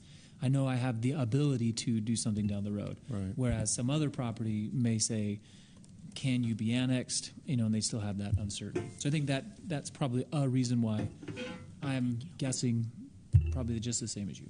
I think that going along with what you're saying, Seth, but maybe one of the concerns that comes up for me with that logic is we had another annexation proposal, I guess is the right word, right? We did. In the same area, same exact property, and we didn't like what was being proposed there, and it sounds like that's kind of what stopped it, and we restarted it and all those things.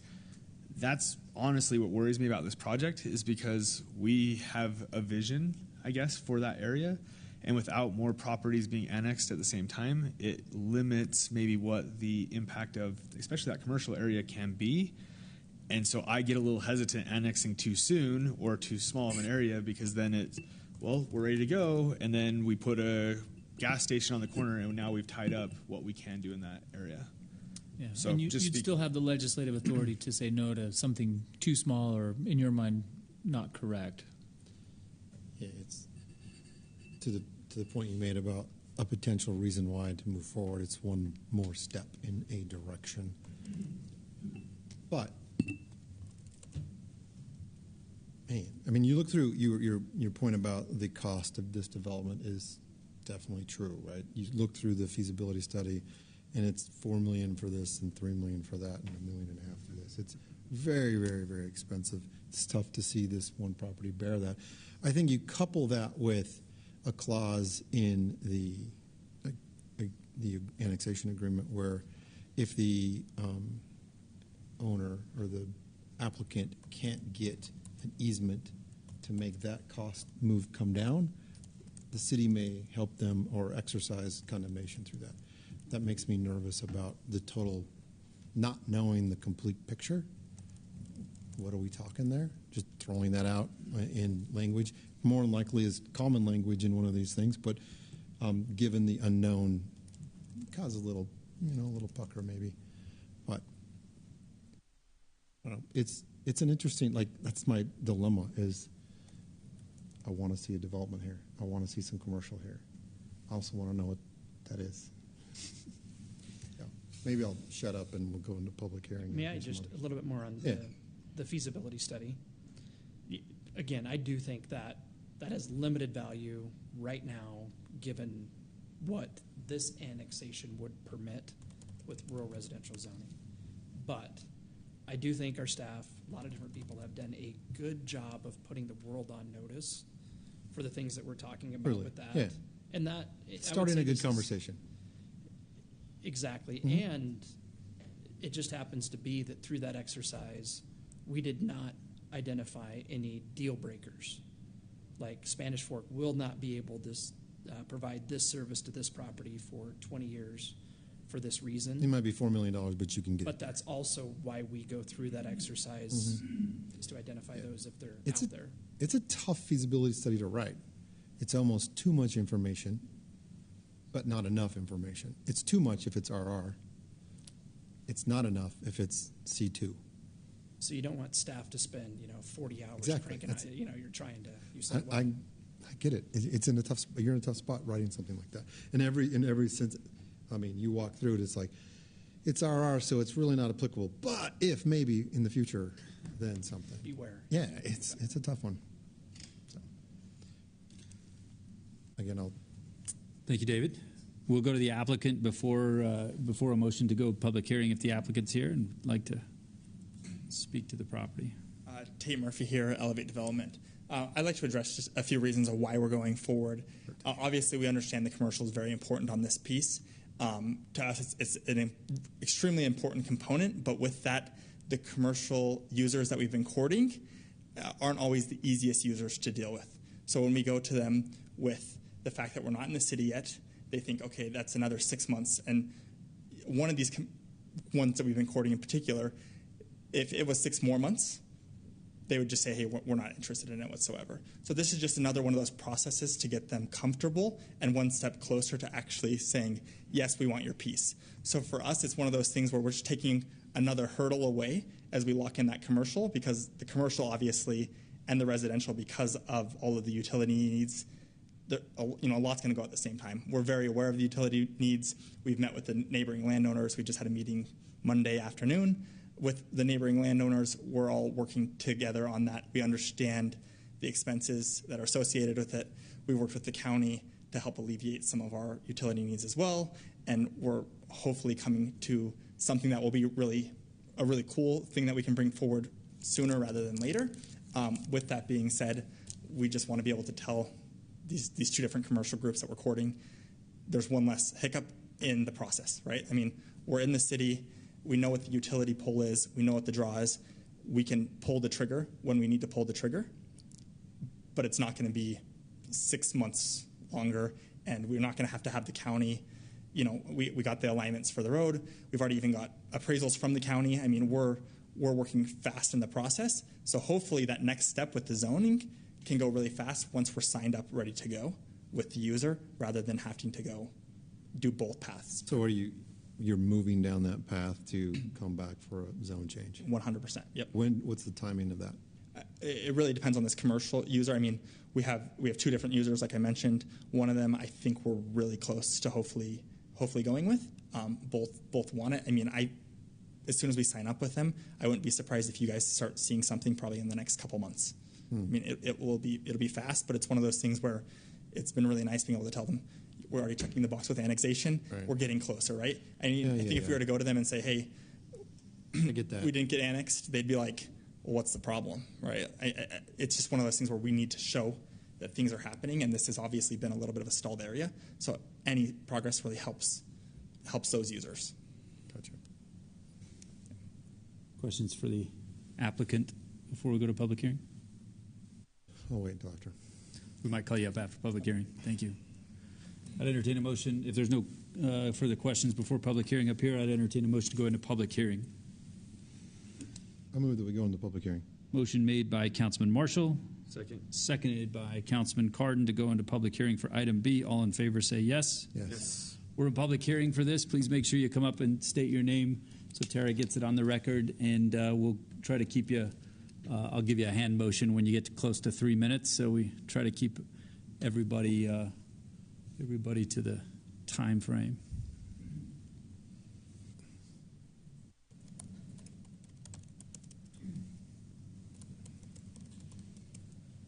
My name is James Eaton. Most of you know me.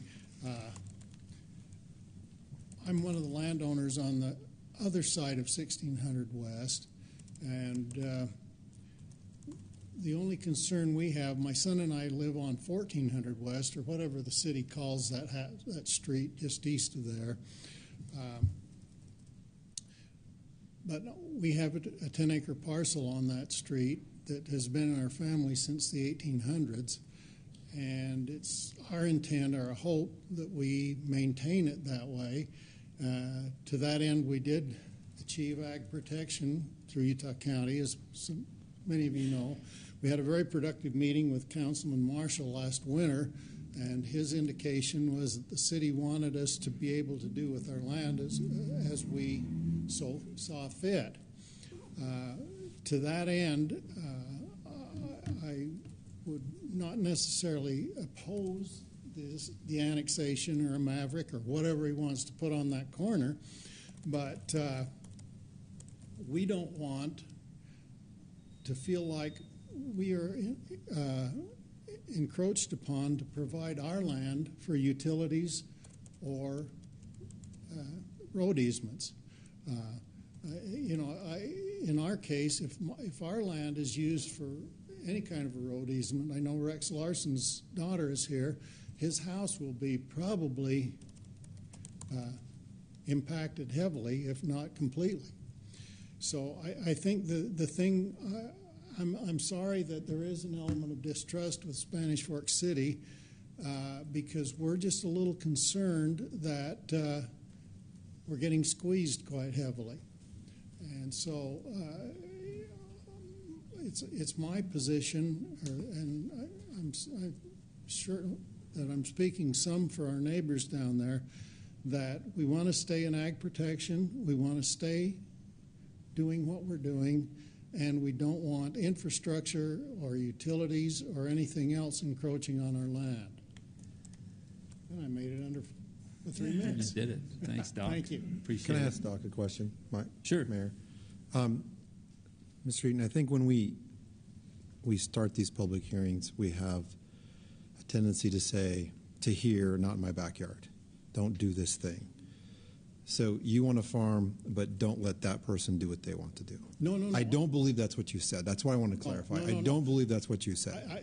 I guess in plain and simple terms, let him stay on the other side of 1600 West, and let us stay on our side of 1600 West. Let you do your thing. They can do their things, but don't take something from you. Absolutely. Ground, land, easement. Okay. All right. Just want to clarify. Yeah. Okay. And I think we made that in the last winter, too. Yep. Almost didn't make it out of the house. Yeah. Thank you. Yep. Thank you, Doc.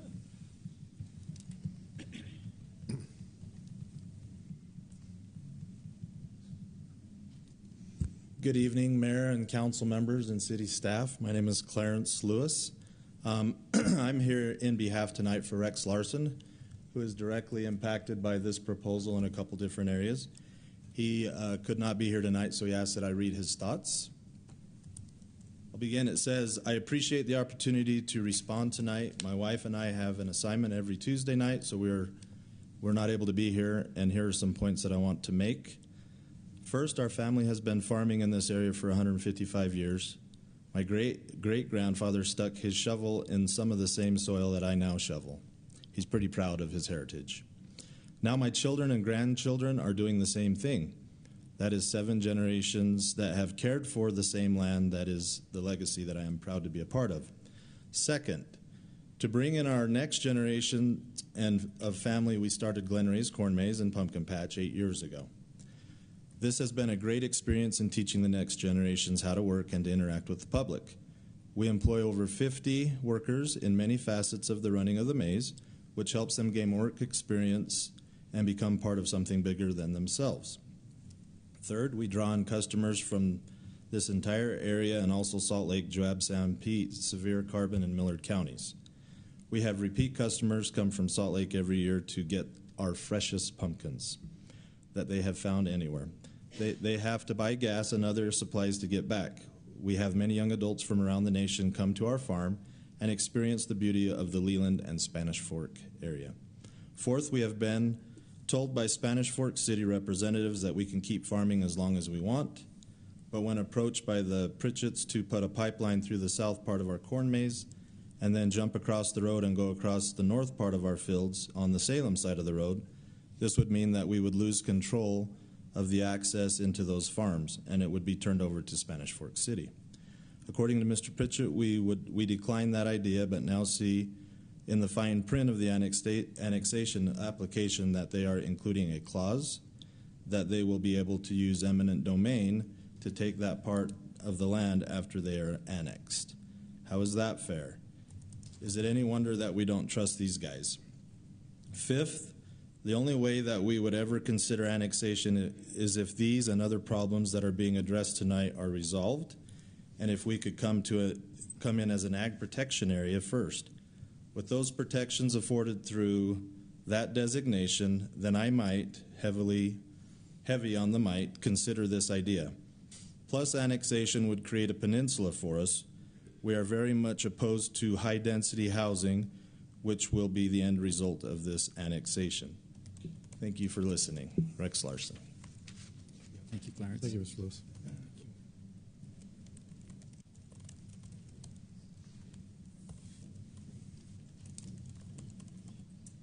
Hello, my name is Jackie Larson. My family owns 7 Bar Farming and Larson Cattle Company. We also own, lease, and farm a significant area here in Leland. I also have the privilege of being elected to serve as a board member for Utah County Farm Bureau. I'm asking you to deny the proposed annexation and rural residential zoning tonight. This application raises too many unanswered questions and fails to reflect the reality of what's being proposed and the impacts that will happen surrounding landowners, particularly those of us in agriculture who are not part of the annexation request but are directly affected. I have a few questions I'd like that you, as our city council, to address. Several of our farms that have been mentioned were designated as century farms and ranches with agricultural operations that have been in continuous production in our families for over 100 years. There are also 2 ag-protected areas which would be affected by this annexation and appear to be subjected to development-related impacts, but these sensitive areas are not acknowledged in this report. The Leland Ag Protection would be impacted and be an unincorporated peninsula created by this annexation area. We all have concerns with the utilities, services, roads, and trails mentioned that would have to go through us or on our property without our consent. So one question I have is, what are the right-of-way widths and the expected footprints for all the services listed in the feasibility study which are needed to serve this annexation area? And do you, as a city council, intend to or will you condemn or eminent domain any of us to facilitate this annexation area for any easements or roads or anything of the sort that developer cannot obtain and which are needed to serve this annexation? Can I also ask that it be expected that this and future projects recognize the Benjamin Drainage District and Spanish Fork South Irrigation Company are 2 separate entities, and both are critical to our ability to farm and our property rights, both of which have their respective standards and must be approved and followed when their right-of-way or easements are encroached upon. They have legal authority over their facilities and setbacks which the city cannot unilaterally override. I'd like to respectfully ask that you not agree to the terms suggesting otherwise, such as what is in the annexation agreement. 2 more questions. So, can the city justify approving an annexation which creates an unincorporated peninsula if it cannot efficiently and feasibly intend to provide services if zoned under RR? Last question. What is the intended land use that you as a city council would want to see in this annexation area, and is it commercial? So I'd ask that you deny this application, and if a future annexation request comes forward, that it be only with an accurate zoning designation and a transparent feasibility study that reflects the type and scale of development intended. Thanks. Thank you.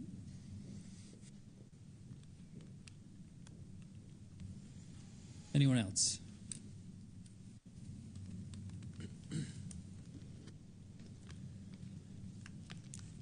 Hi, good evening. My name is Kara Lewis.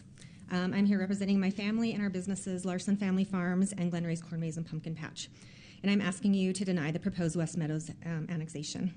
This annexation, even though we kind of mentioned it, would actually create a peninsula around my parents' property and other unincorporated land, cutting us off and making access for emergency services even more difficult than it already is.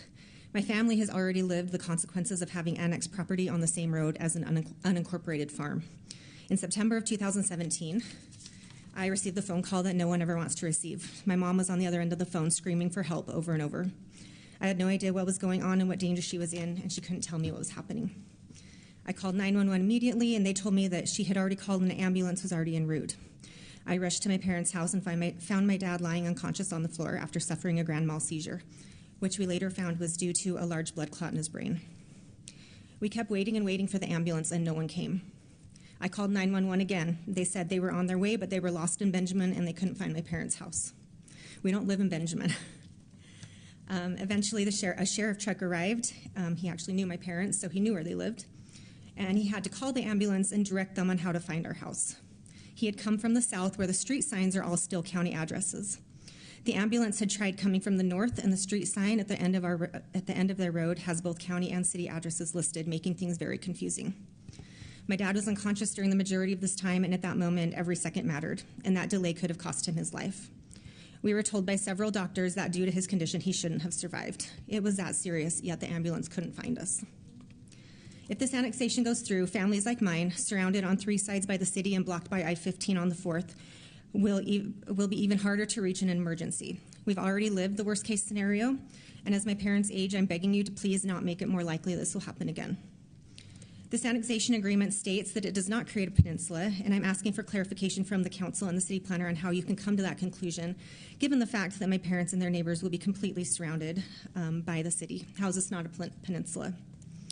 Beyond the safety concerns, this annexation enables developers to force their infrastructure through land that does not belong to them. On page 21 of the annexation report, it states that if property owners like us don't voluntarily grant easement for utilities, the owners can ask the city to condemn our land. The developers who are pushing for this annexation are specifically targeting our Coeur d'Alene property for a water drainage line. They've approached us about this on multiple occasions, and we've told them no repeatedly. I don't know why they mention that they've talked to all the property owners surrounding them and everyone's on board, because that is absolutely not true. We have no plans of developing or shutting down Glenray's corn maze, but now they've written it into their agreement with the assumption that they can ask the city to just take it. They mentioned that they could go north of us, but it would be more expensive for them, so they want to go straight through and across the road through our other farm through Salem. We've been told time and time again by this council that we're welcome to farm as long as we want, and every single one of you has looked in our eyes and told us that, and that's what we want to do. But what good is that promise if developers are allowed to exploit legal loopholes and force us out? We've tried to get agriculture protection for our corn maze, but we don't qualify in Utah County because we only have 20 acres on that portion of our farm, not the required 40 that they currently require. So now we're left exposed without protection with a literal target on our back. Kara, are you about done? Yes. Okay. One paragraph. All right. For the past 8 years, Glenray's Corn Maze has brought tens of thousands of visitors to our farm every fall. Families, school groups, individuals looking for a break from the stresses of life. It's not just a business. It's a community gathering place. It's an extension of our family's 150-plus year farming tradition that we at least still care about in our family. It's part of the identity of this area. So we are not anti-growth, and we want to make sure that you understand that. We're not anti-growth, but we are against growth that tramples existing families, disregards safety, and ignores the values this community claims to stand for. So please do not approve the West Meadows annexation in its current form. I'm asking you to stand with longtime landowners, stand with agriculture, stand with common sense and fairness, and remove wording from this annexation agreement that would allow these developers to request condemnation of property easements that they can obtain. Thank you. Thank you, Kara. Thanks, Kara.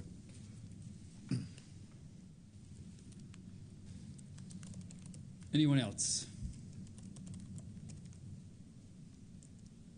Okay, seeing none, I'd entertain a motion to go out of public hearing. So moved. Second. Motion made by Councilwoman Beck, seconded by Councilman Marshall. All in favor, say yes. Yes. We're out of public hearing. Discussion back up here. Some questions and maybe some questions that the applicants can help with, some questions that staff can help with. If anybody wants to go first, if you were writing them down, it looks like most of us were writing them down. I think the first one that we should probably, it was pretty prevalent through all of them, was the eminent domain conversation. So I don't know if that's a Vaughn question. I don't know who's can talk to that. There is a provision in the draft agreement, 3.1.1.3. It's a standard term, but it doesn't need to be in there. It could be taken out. It says owners may request the city to consider condemnation of easements, which they cannot obtain. City retains its discretion to proceed with condemnation or not. So that certainly doesn't need to be in there. So we can take that out? Sure. So that's not standard in an annexation agreement? That has been standard. That is standard. It is standard. Development agreements and in annexation agreements. It's been in the template, but like I said, I don't think it's necessary. And it's also just says that the land, that the developer can request it. It does not obligate the city to do anything. Got it. Yeah, I think though, I mean, I'm definitely in favor. Is it late? Not yet. Nope. It's been a long night if I can't get a sentence Long out. night. We still got a budget to talk about. Oh, yeah. Better get yourself together. I think if there is a lot of history in Leland about with the city and the residents down there and all of the things. And so I think anytime if those folks can read something like that, the assumption is we're going to use it. And so if we can take it out, I think we're better off taking it out.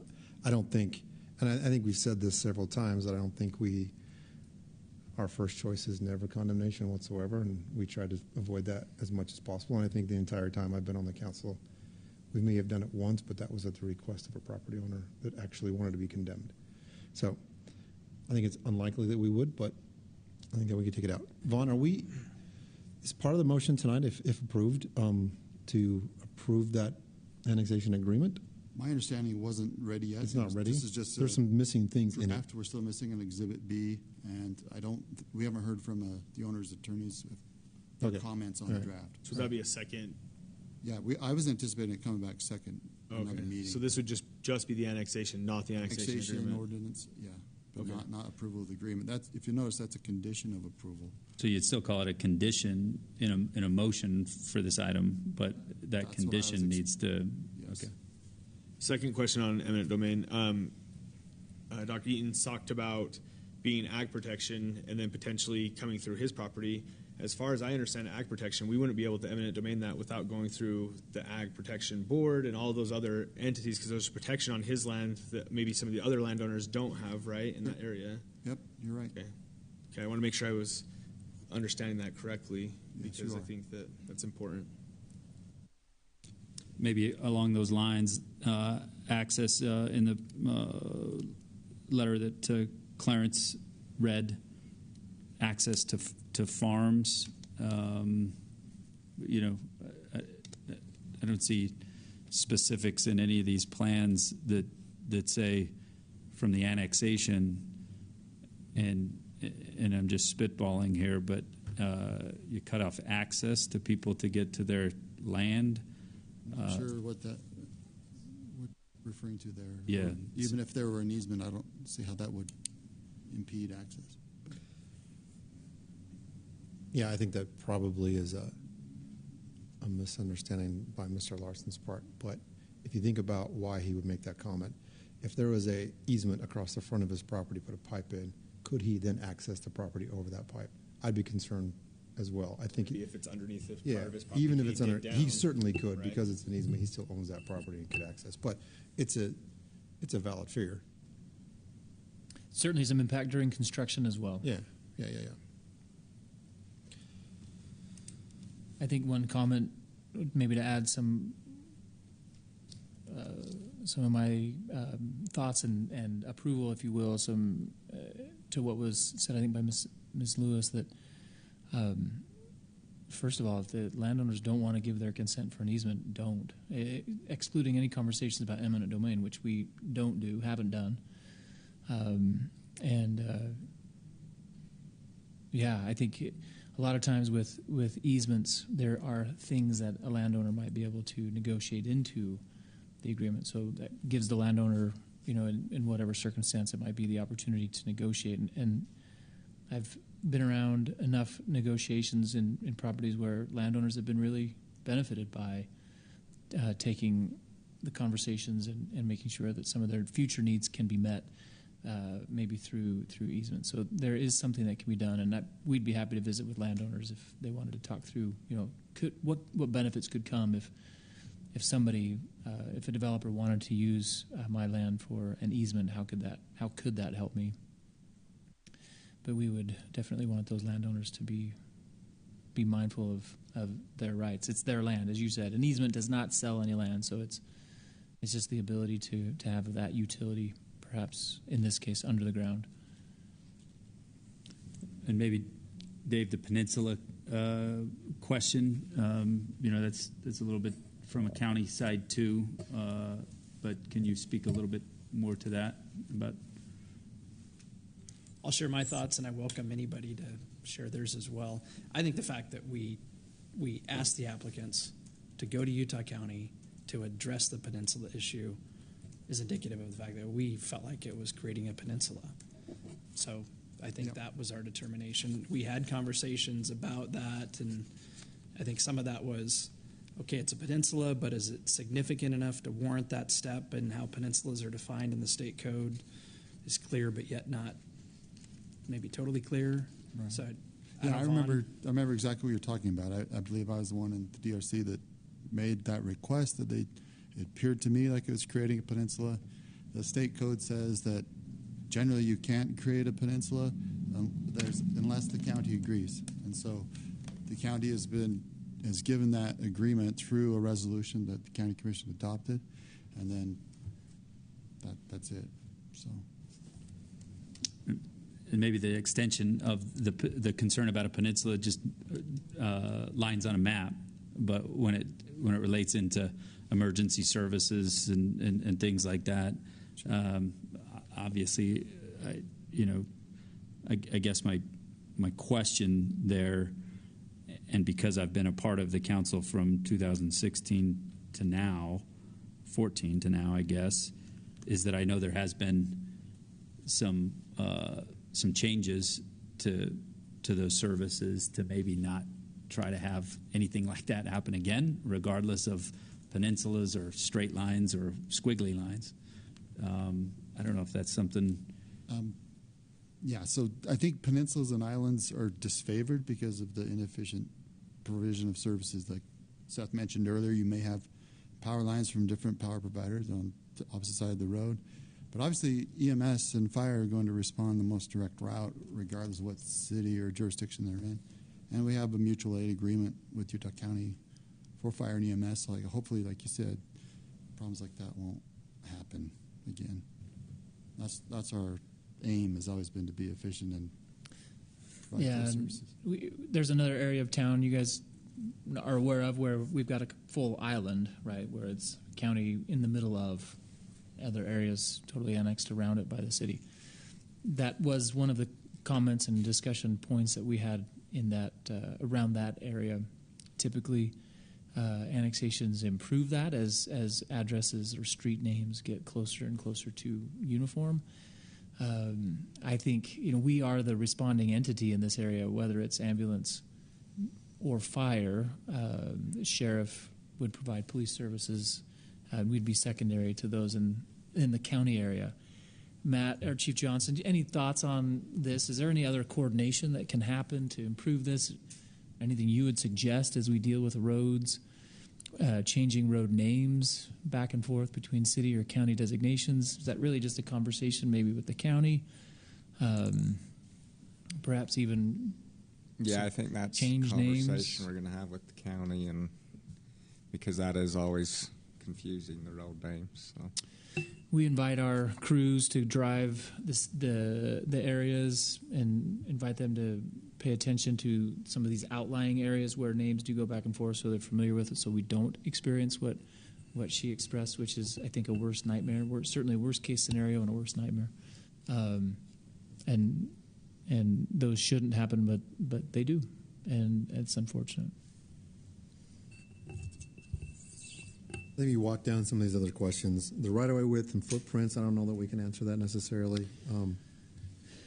The exhibits show a footprint for Mount Loafer Parkway being, I'm assuming, the half width on their property and nothing on the other one. Correct. And the reason we're doing that today is because this applicant wanted to do something with the property, so we're having a conversation about it, not to send the signal that we're building that tomorrow, not to point a loaded gun at Rex's house at the end of this corridor. No intention of building it, no intention of condemning his home to build it. Yeah, and it would be the county that does that. Not that answers your question, but this annexation is on the west side of the road, so everything there relates to the west side of the road, silent to anything on the east. We, neither us nor the county, would be having this conversation if the applicant hadn't said, hey, look, I want to start thinking about development. So that's what triggered the idea of extending Mount Loafer. Okay. I think the question was, would we condemn? I think the answer is typically no. We don't want to condemn, and have chose not to do that many, many times. There was a comment about Benjamin drainage and irrigation. So I assumed that Benjamin drainage was Benjamin irrigation. And so I called the person who was over that, and he was very offended that I called it Benjamin irrigation. Don't make that mistake, by the way. Those are not the same thing. I thought it was water, and it went downhill. But Anthony told me, no, please don't do that. We do, I think, at some point need to talk about acknowledging the irrigation companies and the drainage districts similar in our development standards, but we can get to that later. And I think as far as intended use, for me, it's commercial. I want to see commercial there. I don't know if I want to see a bunch of homes next to the freeway or in a place where it could support commercial. We're sort of getting to the maximum extent on the north end of our community, and putting some commercial on the south end next to the freeway makes a ton of sense, right? We have one interchange today that can support commercial. It'd be nice to have a second one instead of loading that on. So I think those are the answers for me for those questions. As I think about how this thing progresses forward, I would like to think that if we had more in front of us, if we had more about what's going to be on this property, we would have less concerns and less fears about our intent. It wouldn't take away some of these concerns, though, right? It wouldn't take away the peninsula, because it would be a peninsula whether it had a Maverick on it or it was just RR. It would still be a peninsula. So some of them wouldn't go away, but we would have some more clarity on it. I'm feeling for the applicant in that it does create a little bit different conversation with a prospective, client or what do you call them? User. Thank you, Tate. I appreciate that. To say, hey, we're one more step. It's more real than it was yesterday. You're going to have to jump through the next hoop, which is a much more difficult hoop, I think, than this one. If you were to combine those, what kind of impact would that be? If you came to us in 2 months and said, here's what we plan to do, let's bring this into the city with the right zoning, and we work through that, what does that do? I think with the current users we have and at the speed that they want to go, I think it would be very bad signaling. Sets you back? Yeah, I think it would set us back. Gotcha. I mean, this is one of those things where in their mind, this is a huge hurdle, right? And so we've crossed that hurdle and we're on to the next one, right? Right. See, I think we need to take that out of the question, because then it's like, I feel like we're putting you in a situation where it sounds threatening, like, hey, if you guys don't approve this tonight, then whatever we want here might not come. And I don't think we should look at it like that. I would be comfortable taking out the language of eminent domain, and then I'm comfortable approving it with the recommendation of the DRC and Planning Commission with their studies and conversations and homework, because like Councilman Marshall just said, you're going to have to come back, and that is going to be the harder one, and that's when we make the decision, yeah, we'll approve it or not. I don't think this is a roadblock for me. Also, Vaughn, I mean, we don't have any red line comments on it, and I think the exhibit that's missing is just our consent to utilities. Okay. So if possible, to also approve the annexation agreement, I think we would. Yeah, I think you could approve it tonight conditionally. I think we would be in favor of. I know the exhibit's been prepared, it's not in the packet for some reason. And I think it's just us consenting that we're going to do the utility. So I think we would be fine moving if you guys would like to on both of those points. With possibly that that language removed about eminent domain. Yep. Last 2 sentences of 3.113. Yeah. I guess I would disagree. I think that not knowing the usage of the area does play a big part in whether or not I would be comfortable annexing this in, for a couple of reasons. One, because we have talked very heavily about that area and what we envision for that exit. But then the second reason is this has been a very focal point of our general plan conversation too. Obviously, we're not talking about zoning tonight, so I get that. Right. But I do think that as we have talked about the zone or the area, we have talked very heavily about what those usages are, and without kind of knowing what the applicant's intent is to annex in, it's hard for me to say, yeah, let's go with it, because I'm just not ready for that. Like a continuation, and then if they were to come with zoning, and then we were to put them both back on the table together in 2 months, I'd probably be for it, right? Because I think development in this area is important. I just don't know that I can say yes tonight because of the fact that I don't know what's going there, and I'm not ready to annex something in that we don't know. How many times in the past, though, have we approved annexation with knowing what's coming? I actually don't know of an annexation that I have approved that didn't have a zoning on it. Dave, do you know, or Seth, do we normally have them right back to back and we know what's coming?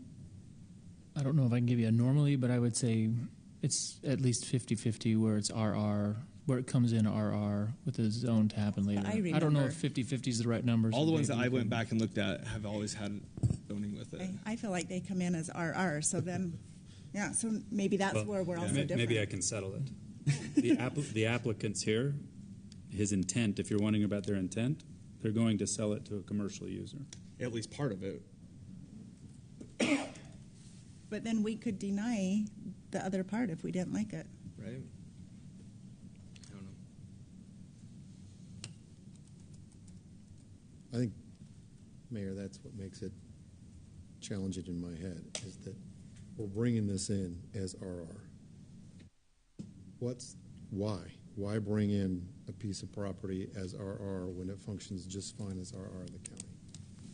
I think that's where you start to get to Seth's point of there's a next step. There's 5 landowners here that have made requests of what they want their land to be.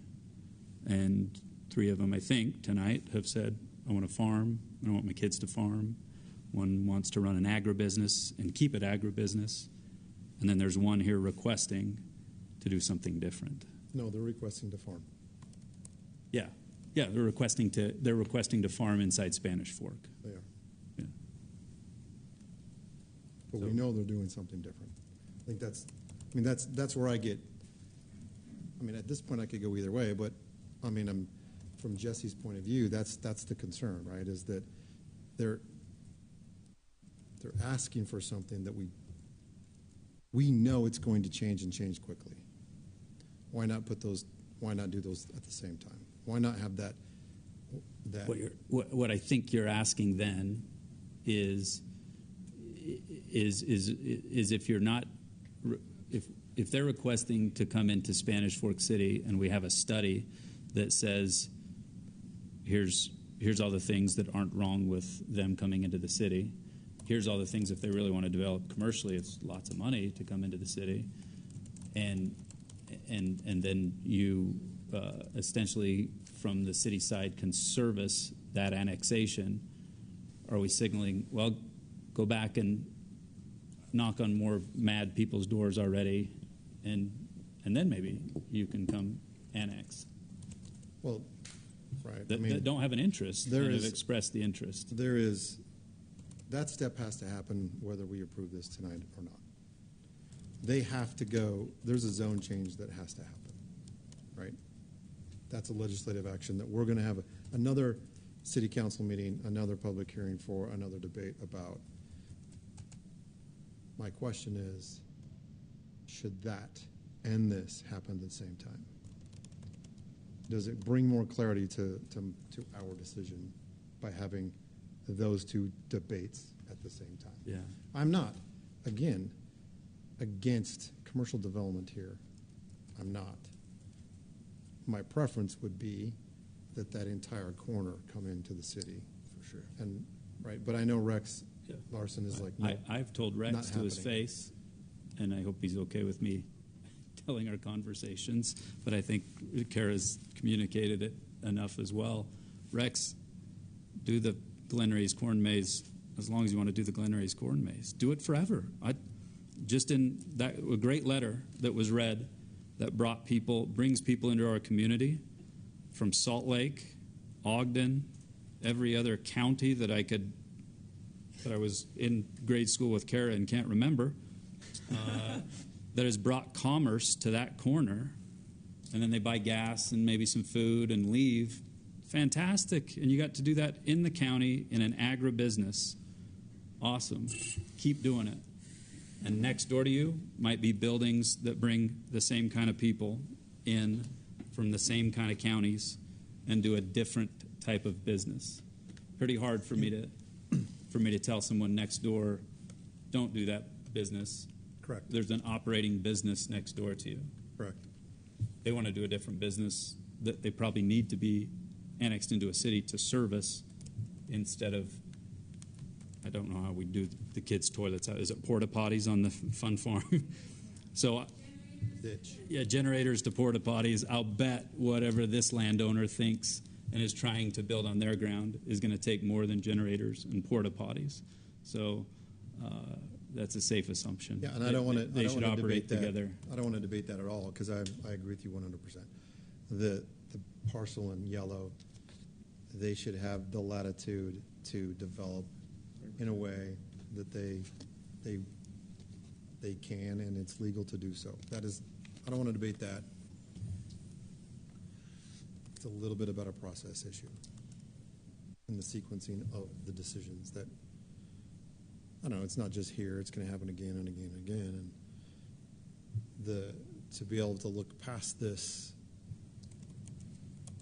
I mean, on one hand, it just, right, I mean, I could argue both sides, and I probably will tonight as we sit here and debate it, because that's just how I roll. But there will be another bite of this apple from a legislative standpoint. We'll know more then. So, on one hand, what's the harm in moving forward with this? Correct. I think in the same breath, though, like when the last applicant that came to us had a very similar annexation boundary, or the exact same one, they had said a little bit more of what they were planning on doing, and we said, hey, we're not comfortable with that, we need you to change it, right? And then they didn't go forward because of what it was. And it was commercial towards the bottom, and it was housing towards the top, which is, I assume, is what they're planning here. Which we all, or I think most of us, I can't say all, I know I did, spoke and said we would like more commercial down at the bottom, right, in what we were doing. And that process stopped at some point because of something. But are we confusing that process? Because that process at some time moved forward to an annexation study that's got us here today. Well, that one stopped, and this is a new annexation study. And it was a different boundary as well. Slightly, boundary? Slightly different, but same area. Yeah. Yes, and different applicant altogether as well. Yeah. And when that came through, it was just that. Tell Tara this is an applicant. Lad Timpson. When we initially looked at, and we chose, being a landowner there, and for the fiduciary responsibility to my siblings, we chose to sell the property to what was then different developers, oil company and a residential company, and it was just our 10-acre piece on the corner there.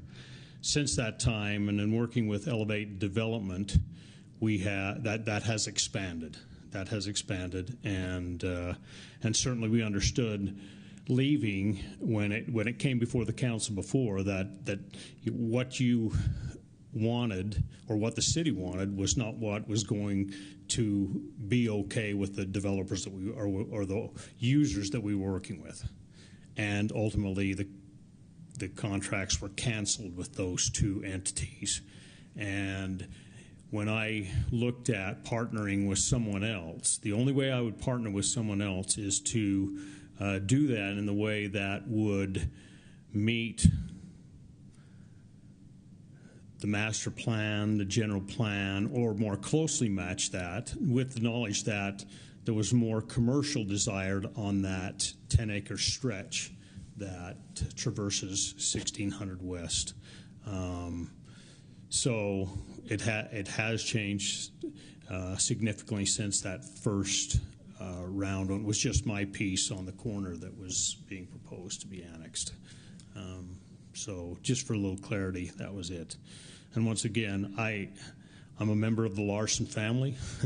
My grandpa is Rex's grandpa, and while I don't stick a shovel in that land now, I worked on it as a boy, and it wasn't easy to decide to sell that land. I would like farmers to farm on as long as they want to. I would never want to see a situation where a farmer was forced off their land, because if they want to continue to farm, they should continue to farm.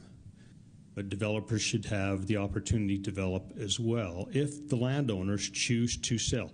These landowners haven't been forced to participate in this development. They did so willingly, and I don't want to use the word demonize, but I would hope that we would respect each other, and each of us have our reasons as to why we want to do this. As I mentioned, I have a fiduciary responsibility to my siblings.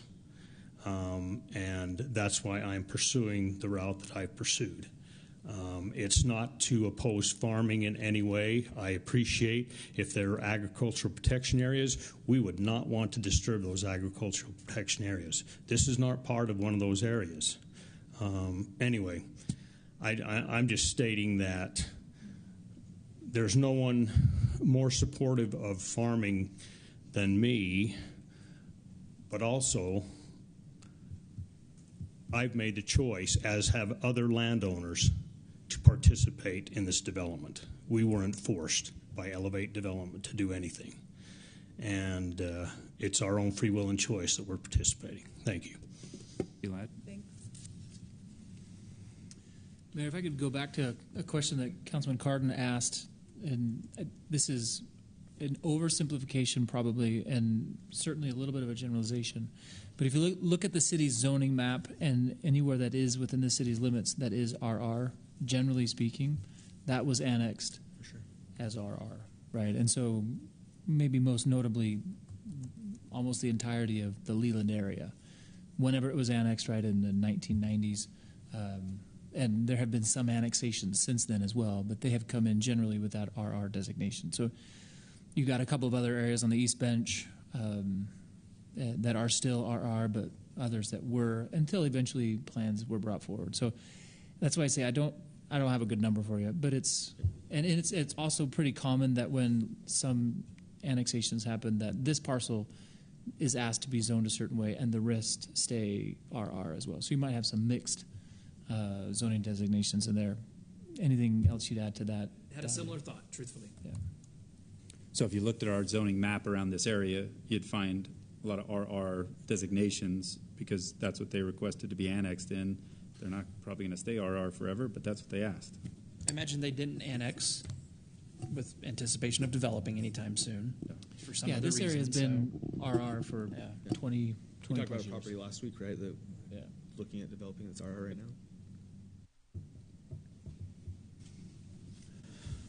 Other questions? I think a list that's kind of been addressed here is a pretty good thing to clip down here. That was maybe in, again, the letter that Clarence read, losing access to farms. Again, if development happens here, which could obviously possibly happen in the future, there's legal remedies that people keeping access away from other people's properties. I hear it from my Uncle Robert right now down by the airport. There's inconvenience of things going in the road for sure. They can't keep him from his property, and some of that's got to be compensated as well. I think road width's pretty standard in the legality term of where things go and right of ways are sold. I think we've touched on multiple times here the lack of desire for this body or the city in general for condemnation or eminent domain, and to put a finer point on it, none of this gives the right for a property owner to condemn or practice eminent domain on another property. The peninsula question, and then kind of getting a feel for what our land use plans are in the area when this comes up as another plan here. Anything I'm missing there, Council? That I think we need to clarify the agreement that you said wasn't ready, but then you said it was, so you'd like to see us go ahead and add it? Yeah, so I noticed it is in the packet. I didn't realize that. Oh, okay. And it is. It's just the exhibit about the infrastructure that needs to be brought to the property is missing, but it's just waiting for their consent. Okay, so there would be nothing we would need to No. add or not? Okay. Just that. except for possibly if the council felt on that 3.1.3 on page 20. On page 21, it looks like there's a line at the end of that paragraph that, in case anybody couldn't hear this from Vaughn when he was reading it, the owner shall obtain and grant to the city at no cost to the city easements necessary for the installation, operation, maintenance, replacement of all city utilities located within or without the project area as the city determines to be necessary to adequately and properly serve the project area. The owners may request the city consider condemnation of easements which they cannot obtain. The city retains its discretion to proceed with condemnation or not. I mean, that last line pretty much puts it that it's on the city that it's their discretion to proceed. Anybody can ask us to do anything. We don't have to proceed to do it. But if it's more comfortable to the council as far as removing the last two lines that says they couldn't request it. And that's Right here. 3 Okay, then I'm going to go ahead and, well, are we ready for me Any to try questions something before and see she where it goes? makes a It motion? might flop. Okay, then I'll move to approve the proposed West Meadows at Spanish Fork annexation based on the following findings and subject to the following condition. Findings, number 1, that the subject property is located within the city's annexation policy boundary and growth management boundary. 2, that the city's general plan land use designation for the annexation area is commercial, mixed use, and urban residential. Conditions, number 1, that the applicant enters into an annexation agreement, and number 2, that we remove on page 21 the last two lines of 3.1.13 or Sorry, I clicked 3.1.1.13. No, you got it. Oh. 0.3. We know Just what one. you're talking Okay, about. yes. Easements. The easement section. Yeah, you got it. Okay, The owners may request and the city retains, those two sentences. okay, yes. That's my motion. Motion made by Councilwoman Beck. Second to the motion? Second. Second by Councilman Took. A roll call vote here. Councilman Took. Yes. Councilman Cardon. No. Councilwoman Beck. Yes. And Councilman Marshall. No. You get to vote. Mayor, You vote for mayor. this is a first. I don't think I've ever had to do this in my term. Yeah. So in the event of a tie, that's when the mayor gets to vote. Councilman Euler is not present, so there I get to go. I vote yes on this annexation approval to break the tie. Any other questions? I do have one question for you as council. One of the things that, again, Councilman Cardon said that I think is really helpful for us as we continue forward with an applicant and any future things is if you have specific directions about we want this to all be commercial or whatever, that's super helpful for us. We can convey that. Obviously, they're here and can hear it. But through the development review that staff does in Dave's office and in the DRC, we can continue to convey that message. Look, if you're going to put residential here, it's going to probably die. So look otherwise. So if you want to give us any kind of direction like that, we can certainly use that. And it's not, I don't even know how far north the commercial makes sense. Like, I think that I don't, when I see land maps, sometimes it gets a little bit hairy because an acre looks like 5 acres sometimes and whatever. But I think that as much commercial there as possible, especially as we talk about that interchange growing and getting bigger. But I also think that as we look at the general plan that we've been working on, what does that look like as we've been working pretty heavily on that for a long time, making sure we meet that. Those are the big things for me. And then, obviously, we don't have a lot of control over this next part, but the type of commercial there, I would love for it to be something more than just a gas station on the corner. Okay. I think you know that, but. Thank you. Okay. Thank you. Thank you, everybody, for your input. Thank you for your good questions, and thank you, council, for your good discussions and questions. We appreciate going through that process. Takes us to item 10 on our agenda. There's A through F of new business. The first one is multi. Does anybody need a break before we start into the next section of new business?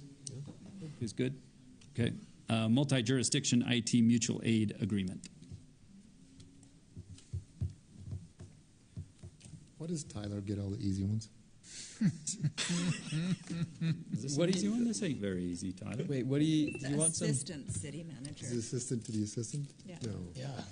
Whatever. Just keep going. All right. When you're living right on and off the field. Good one. Is that Austin Colley? Yeah. Okay. So this is an agreement that's before you that would give our IT team additional support if there ever were some type of a natural disaster, or if there was a cyber attack that we needed some help recovering from. There's a list on the agenda that shows the organizations that have indicated that they have an intent to sign this agreement. Provo City, their IT team, I believe, is the one that started the ball rolling for this, and those resources that would be provided would be manpower. If there's equipment we need, other things like that, then this would help us in that type of an event. Any questions on this one? Shane said it was an easy one, so I'll just Any questions for Mr. Jacobson? Sorry, Councilman Marshall. I should have called You can call me Councilman Shane. Marshall. It's fine. I don't have a tie on. Not in this setting, though. If there's no questions for Tyler on item A, I would entertain a motion to approve the multi-jurisdictional IT mutual aid agreement. Can we have a split every single time? You could. Just for fun. Yeah. I move to approve the multi-jurisdictional IT mutual aid agreement. No. Second. Motion made by Councilman Marshall, second by Councilman Cardin. A roll call vote here. Councilman Marshall? Yes. Councilwoman Beck? Yes. Councilman Cardin? Yes. And Councilman Took? Yes. Can you make a motion and say no at the same time? I guess you could, huh? Approved. You could. It would look weird. Yep. Any weirder than I normally look? 10B, resolution on the Creekside annexation. Another annexation.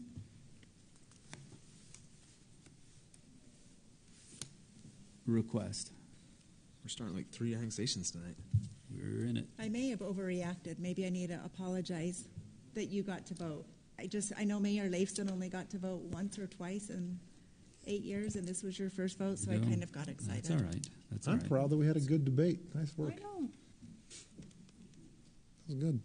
I mean, you went the wrong way, but I thought mean, you it was, went the wrong way. It was a good debate. I mean, your vote obviously didn't carry, so We're fighting. it's going to get late, and then we're going to get silly. It's too late. David G., go ahead. G. Anderson. Mayor Pro Tem's taking your spot. Creekside, that's the next one. Creekside is up. Yep. Awesome. Thank you. Yes. The next 3 are proposed annexations, proposed to be ultimately approved by resolution. So there's a resolution before the council tonight to express your intent, potentially annexing some properties in Spanish Fork. That would happen after you adopting the resolutions tonight. Us going through a period of time, providing notice for 30 days, which would potentially set up each of these for ultimate action on the council's part mid-June. This is a little different process than what we went through with the last annexation, and almost all of them that I've presented in my time here in Spanish Fork. Still kind of learning the ropes a little bit. So lean on Vaughn to correct me if I get anything wrong. In a nutshell, though, is that fair to describe as the process? Yeah, the process commences with the city council adopting a resolution, and this process is available because it's part of an existing island or peninsula. And like you said, we schedule a public hearing, do the noticing, and that concludes the same way with the city council holding the public hearing, adopting an ordinance for annexation. No feasibility study. No. Clear about that. So We got that part of it. Anyway, that being said, the first of these 3, the Creekside annexation, this is, in my view, bizarre. So the subject property in this case, if you've seen the new car wash on South Main, the subject property is on the other side of Main Street, not adjacent to Main Street, off the road a bit. Obviously, it's what we've identified there with the yellow. This is the new car wash. That's Arrowhead, Spanish Fork River. Spanish Fork City owns this property here. It's awkward to try to outline it with this, but that's the larger subject property here. Again, owned by Spanish Fork. It's part of a proposed development called the Creekside Townhomes. That'll go to the Planning Commission tomorrow night. Potentially will be before you in 2 weeks. As we were reviewing that project, we noticed that, and I can't explain the history, haven't taken the time to do a real deep dive and try to figure it out, but a portion of the parcel that the city owns is not in the city. So the city boundary runs through a parcel And what we're seeing there in yellow is outside of the city boundary. Therefore, the proposed resolution identifies the intent to potentially bring that little portion of the city-owned parcel into the city.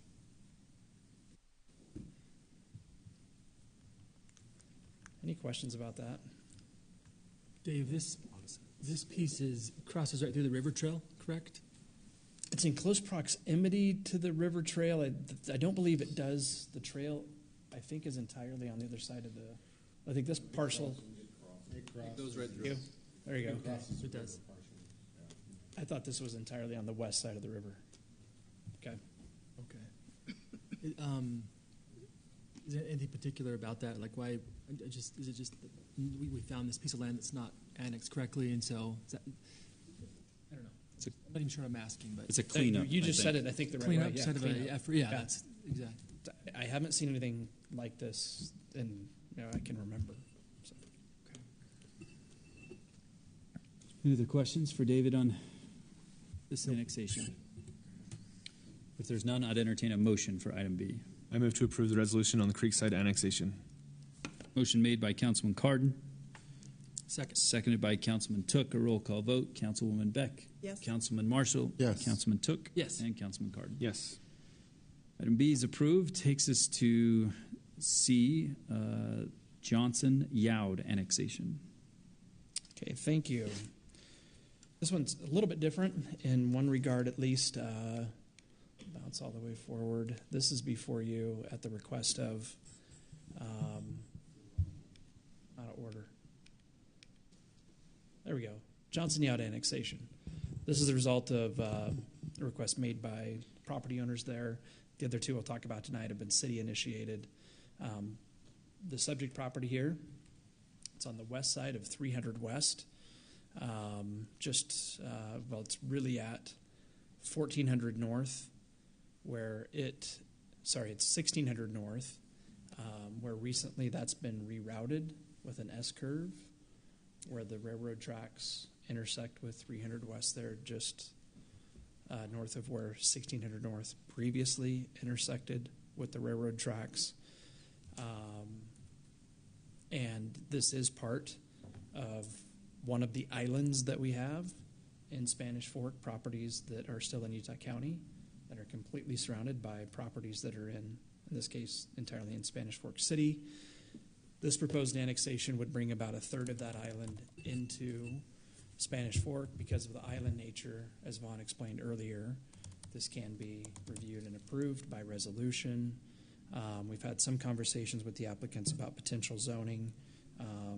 I don't know exactly what we'd end up recommending, back in maybe 6 weeks or so, when this were to come back before the council for the next and maybe final time. It could be industrial.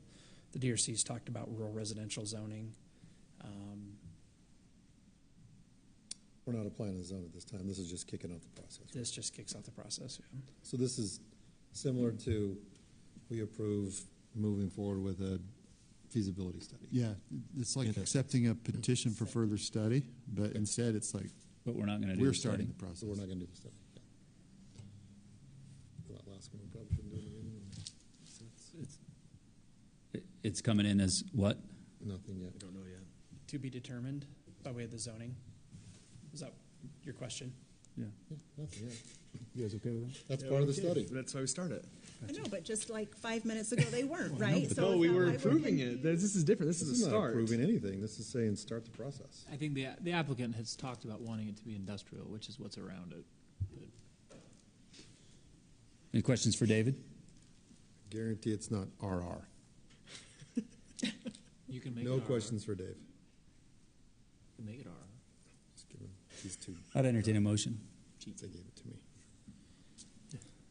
I move to adopt the resolution indicating intent to annex property known as the Johnson Youd annexation based on the following findings. Number one, that the subject property is located within the city's annexation policy boundary and growth management boundary. And number two, that the city's general plan land use designation for the annexation is industrial. Motion made by Councilman Took, Second. Seconded by Councilwoman Beck. It's a roll call vote here. Councilman Cardon? Yes. Councilwoman Beck? Yes. Councilman Marshall? Yes. And Councilman Took? Yes. Item C is approved. Takes us to the next River Bottoms Road annexation, item D. Again, Mr. Mayor, thank you. This proposal has evolved a little bit with the development of the River Run Townhomes project. So we're in the vicinity of where Volunteer Drive now crosses, as I'm going to describe it, from the west to the east. Now have that four-way intersection there. If you keep going east from there, the first project that you hit, it's the River Run Townhome project. Annie's Acres is kind of tucked in there as well, a little bit to the south. As we were looking at the phases of River Run that abut River Bottoms Road, which incidentally, today, everything east of River Bottoms, I'll say it this way, everything east of the River Run development on the other side of River Bottoms Road is in Utah County. So that is part of this peninsula right here. So everything that doesn't have a color to it, that's all Utah County.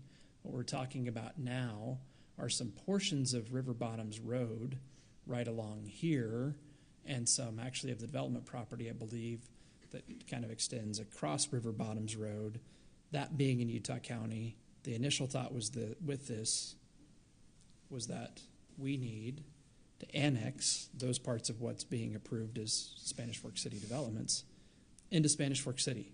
It would have looked like a sliver on an annexation plat at a scale like this. So we went down that path, and as we were on that path to get things prepped for this kind of a conversation, some property owners on the other side of River Bottoms Road to the east expressed an interest to be a part of the annexation. I think it's the Olson family.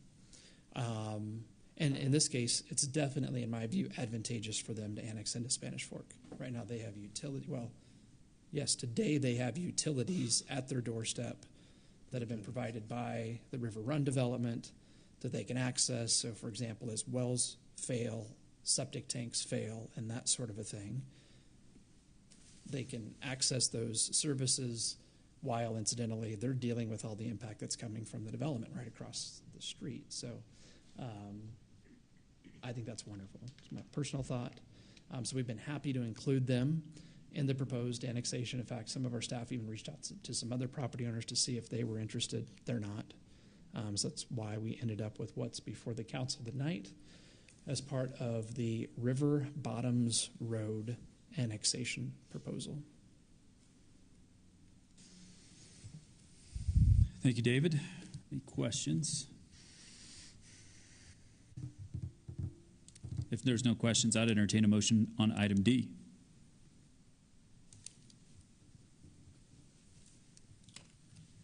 I'll go ahead and do it. I move to adopt the proposed resolution indicating intent to annex property known as the River Bottoms Road annexation based on the following findings. First, we have the subject properties located within the city's annexation policy boundary and the growth management boundary. Second, that the city's general plan land use designation for the annexation area is medium density, with a small portion in the high density residential designation. And then third, that this annexation is needed to solve a boundary issue for the River Run residential development. Motion made by Councilman Took. Second. Seconded by Councilman Cardon. A roll call vote. Councilman Marshall. Yes. Councilwoman Beck. Yes. Councilman Cardon. Yes. And Councilman Took. Yes.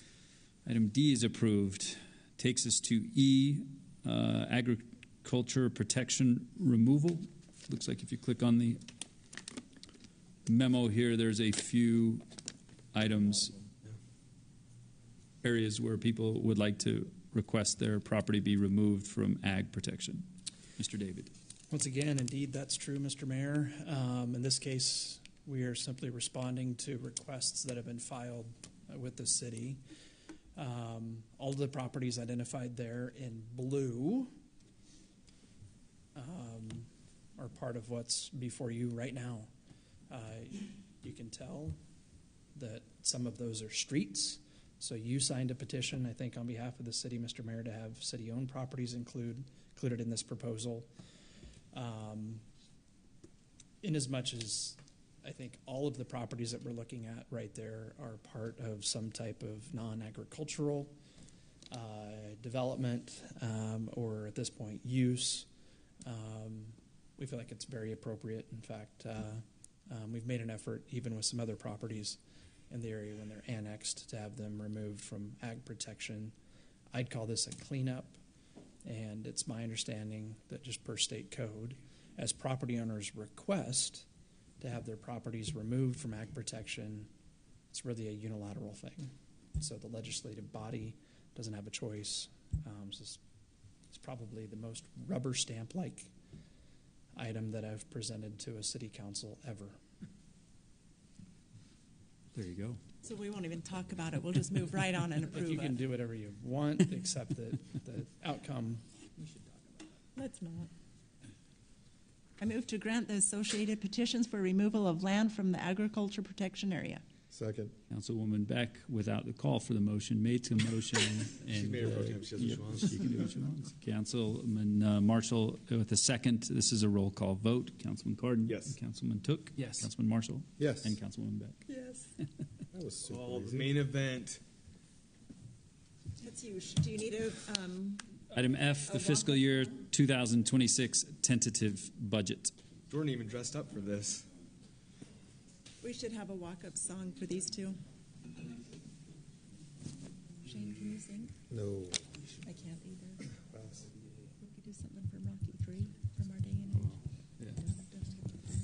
Thank you, Mr. Mayor, Council. It's a great privilege to present the tentative budget for fiscal year 2026. And without spending any time of introduction, I'm just going to give it to Jordan. Let him walk through a presentation. All of the directors have participated in many ways and varying ways. They're here and can answer questions should you have any regarding their specific operations. But we'll have Jordan do all of the main presenting. If you have questions that he can't answer or he wants to direct to any of us, we'll let him do that. Mr. Hales. In prior years, we've had the Public Works Director and City Manager help on this, and I guess I've grown up a little bit. Or Corey's too new to, I don't know which one the answer is. One of the two. Jordan has grown up. He's done a fantastic job. Yeah. Budget timeline. So in January, during work session, staff presented needs and priorities to council and received your feedback. They took that feedback, and in February, March, and April, the budget was developed over lots of different meetings. Tonight, that tentative budget is presented, and it serves as the beginning budget for yourselves to do with it what you will, and for the public to have access to it. The budget, I looked, it is currently available at SpanishFork.gov under the Finance Department section. So it's there for public access. During the month of May, Council has the opportunity to review the budget and give direction. June 3rd, we will have a public hearing on the budget, and then June 17th, in that council meeting, the budget will be approved. Any questions on that timeline? There's a lot of work that goes into the creation of this document. Lots of different people involved. All right. General fund is the main operating fund of the city. So noteworthy items within the general fund: the rec center coming online, opening late fall of this year. It is branded as the Fit City Center. It will increase the size of the general fund by about 10%, somewhere around $52 million, I think, in total expenses, the general fund. About $5 million of that being in the Fit City Center. This first year of operations will only have, many of the expenses will only be 9 months of expenses, and many of the revenues will only be 9 months of revenue. So it's going to be a while before we have a full fiscal year of data to work on. So budgeting is kind of hard until you have historical data to forecast off of. So that's the big thing happening in the general fund. Other things to note: sales tax revenue is relatively flat. A couple of years ago, the Fed raised rates in response to inflation. When they raised rates, that made it harder to afford a mortgage. when it's harder to afford a mortgage, housing slowed down and building supply sales slowed down. That affected sales tax. The other thing that affected sales tax was car sales, which is also affected by interest rates. So those two things we saw really take a decline 2 years ago, and they've yet to bounce back. Very stagnant in those areas. Other things to note in the general fund is personnel increases the last few years have been larger than normal. That is a result of two things, transitioning to full-time fire and EMS, and then having to do larger than normal wage increases due to inflation. But this combination of fast-growing expenses and weak revenue growth is not a good combination for budgeting. So this budget has been the tightest budget I've experienced and Seth has experienced, much tighter than normal. I don't think we're not in 2008 Great Recession territory, but we're actually not. We're getting closer to that area. Yeah. Fit City Center. Any comments on those items? Can you go back one, Jordan, real quick? Yeah. I think the statement you just made at the very end there, I don't know that I would characterize it quite the way you did. Yeah. It is tighter than normal. Right. Absolutely. You guys went through a lot of work in tightening some things up, cutting some things. We cut some things, which I think is super healthy, and it was a good process. And I think we're at a better budget than had we not done that. Right. It's tighter because we've experienced tremendous growth in the last 5 years, and we're sort of accustomed to that growth. I would say that it's normal. Okay. I would not categorize it as anywhere near 2000. Yeah, and I would agree with that. We're not. I know you didn't there. say it's closer to 2008 than anything else, right? But yeah, those are far apart. Tighter than the last 5 years because we experienced a tremendous amount of growth on the north end of our community, and that's put a lot of sales tax into our coffers. So, but I think we're sort of back to normal. We have to tighten our belts up a little bit and go find some efficiencies, and I think everyone in the city did that. I think it was a great process, and it's resulted in a good, solid budget. So that's the commentary I would add. I think I appreciate that. Let's talk about the Fit City Center budget. One thing that's happening in this fiscal year is the senior center budget is being merged into the Fit City Center. This is for a couple of reasons. One, they're sharing a building, but also some of the employees will be servicing both the recreation side of that building and the senior center side of that building. So it makes sense to have it in one budget. The historical operating losses of the outdoor swimming pool and senior center from FY 2018 to 2021, when the swimming pool closed, had an average operating loss of $204,000. From FY 21 to FY 24, the senior center has had an average operating loss of $250,000. So you combine those, you're looking at an average loss of about $450,000 from an outdoor pool and a senior center. So one thing that our goal is to make it so that the operations of the rec center doesn't have an impact on the tax burden to our residents.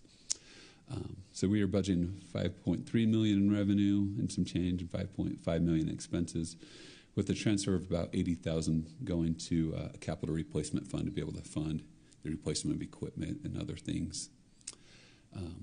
When you include this transfer, we're budgeting about a $240,000 loss, which is less than the operating loss currently in the senior center in this fiscal year, which I think is decreasing losses is a good thing. So this is good progress. One thing to note is we don't know what is going to happen. We don't know if there's going to be a loss. We don't know if there's going to be a gain, and nobody does know. Our recreation staff and those working on the Fit City Center budget with Dale, they've done a lot of work looking at nearby rec centers and, and they've been conservative in these numbers. So we feel that these numbers are conservative. We feel like we can do better, but we don't know. I like that quote from physicist Niels Bohr. Prediction is very difficult, especially if it's about the future. Mm-hmm. But any comments or questions on this next step? It's a big operation, the Fit City Center is. big operation. All right. This is a citywide table showing expenses by fund. So general fund going from currently at $43 million to $50 million. Most of this $7 million increase is due to the Fit City Center. Most of the Fit City Center expenses is personnel and operations. Yeah, you can actually see that there's very little capital in the general fund now.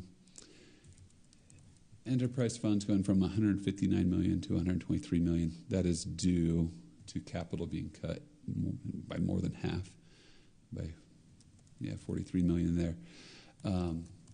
Sewer plant is coming to an end, nearing its completion. Sewer plant construction, yes, it will begin operating.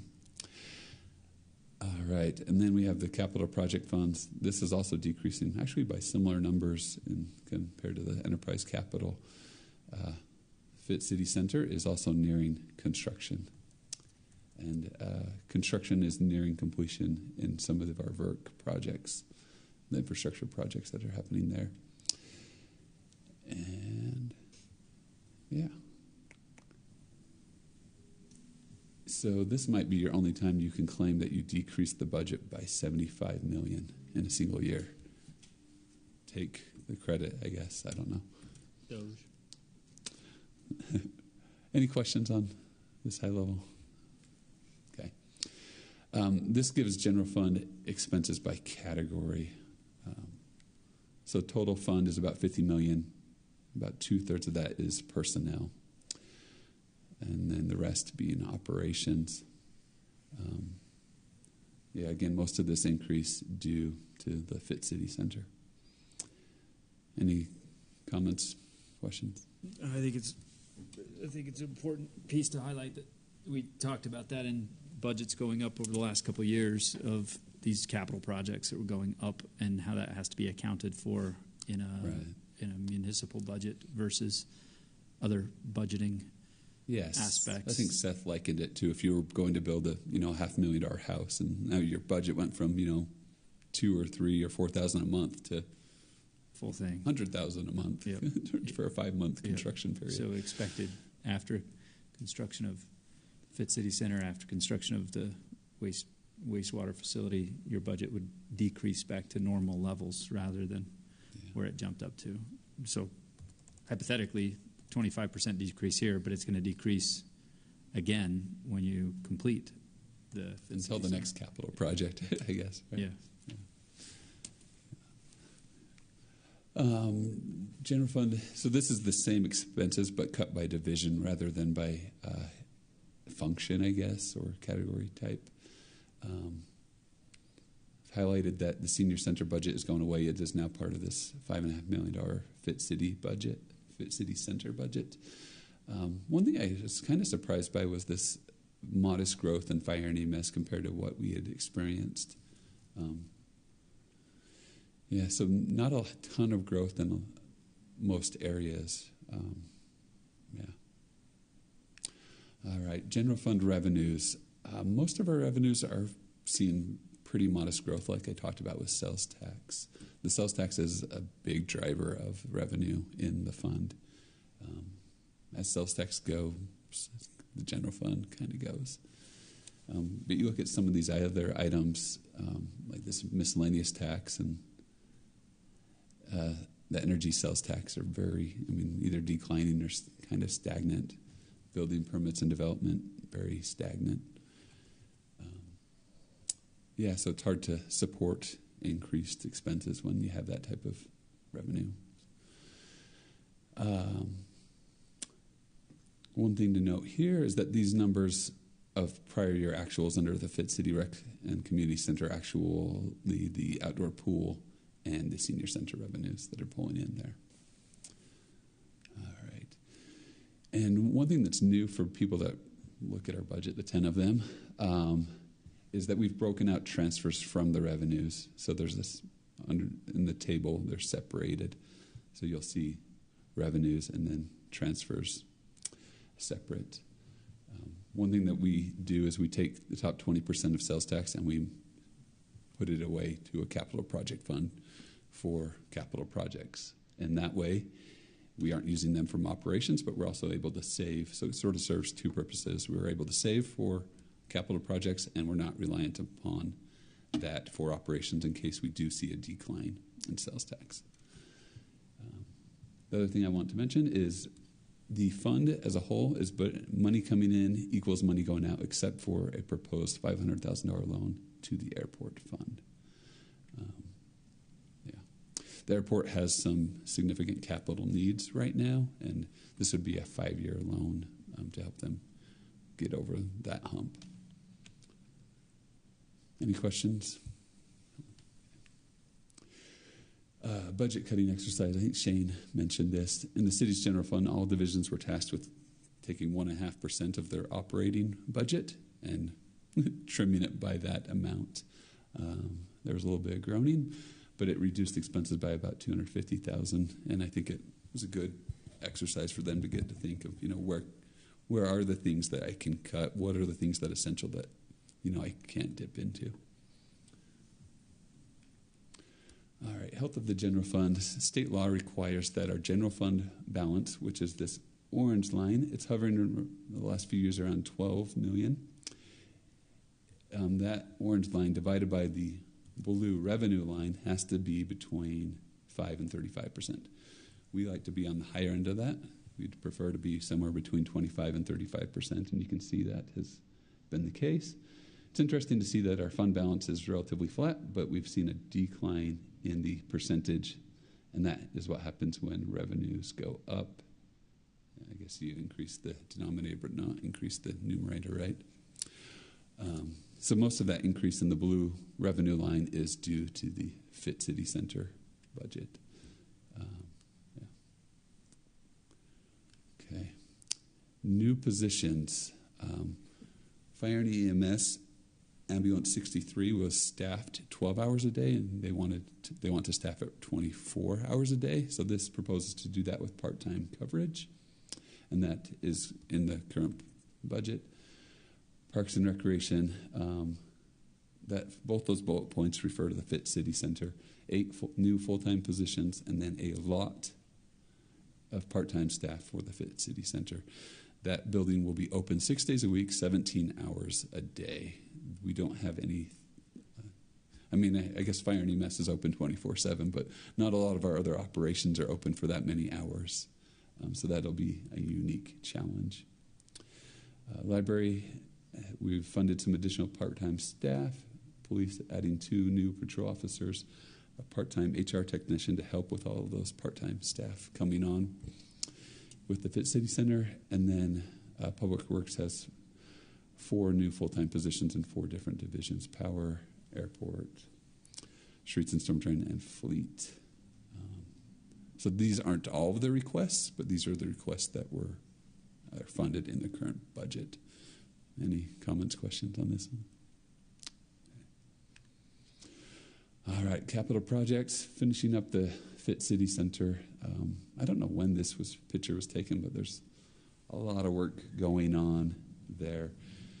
Construction will be completed next fiscal year. Bonds were issued about a year ago to fund this. The other big item is the new sewer treatment plant. We've received over $10 million in grants. Mapleton will own 20% of the plant, and they are paying for 20% of the plant.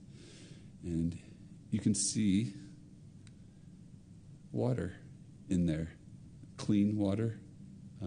If you want to go swim in the sewer treatment plant, now is your time. So you can say you've done it. In a few months, you do not want to. This is a big deal for Corey. He's been working on this for 5-6 years. Yeah. Anything you want to say, Corey?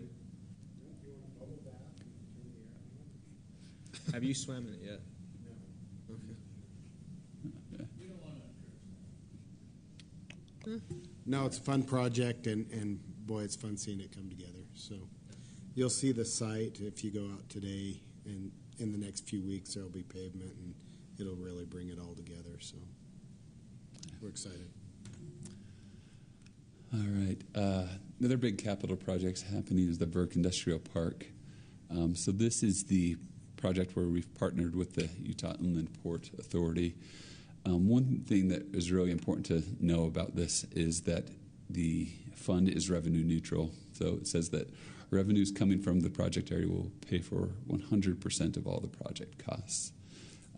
Big infrastructure items, water and PI, sewer line, power, regional storm drain, and then some new roads. There's a lot going on in that neck of the woods all around the airport. All right, here's the proposed interfund loan from the general fund to the airport. $500,000 loan to be paid back in 5 years. This payment schedule assumes a 4% interest rate. With loans from enterprise funds, there are state laws governing the timing. It can't go longer than 10 years. It has to be at a certain rate. With the general fund loan, those laws don't apply, so there's a little more flexibility.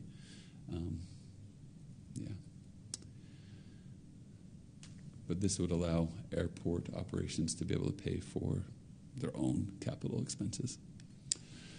All right, this is a high-level look at our enterprise funds. So this is total by fund, each of these funds, their total expenses. $36 million decrease. Again, the big thing is the sewer plant treatment being completed. One thing I noticed was this decrease in motor pool.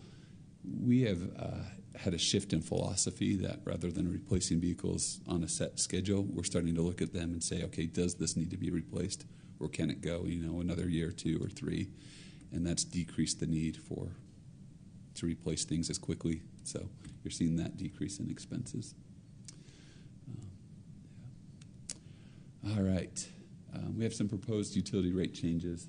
So increase to the sewer base rate and to the sewer usage rate. The sewer usage rate is per 1,000 gallons, and that'd be a 21-cent increase per 1,000 gallons, and a $2.69 base rate increase on the base rate.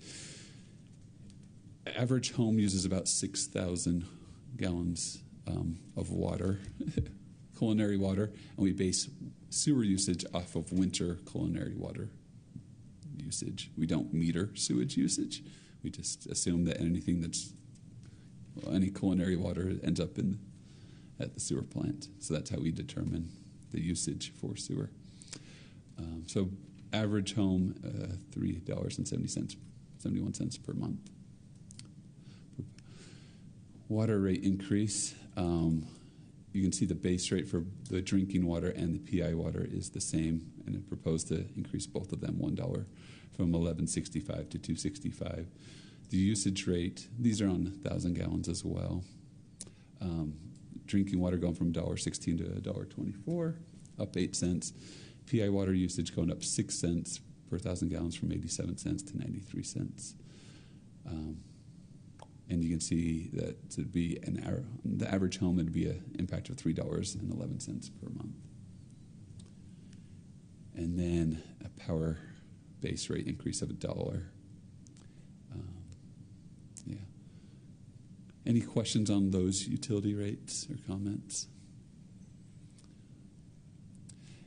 Rate setting is, I don't know if it's a science or an art. You're looking at current cash reserves, you're projecting future capital, future cash balances, and trying to maintain an emergency cash reserve balance there, and that's how you set your rates, just so you have just enough to do what you need to do and have an emergency there.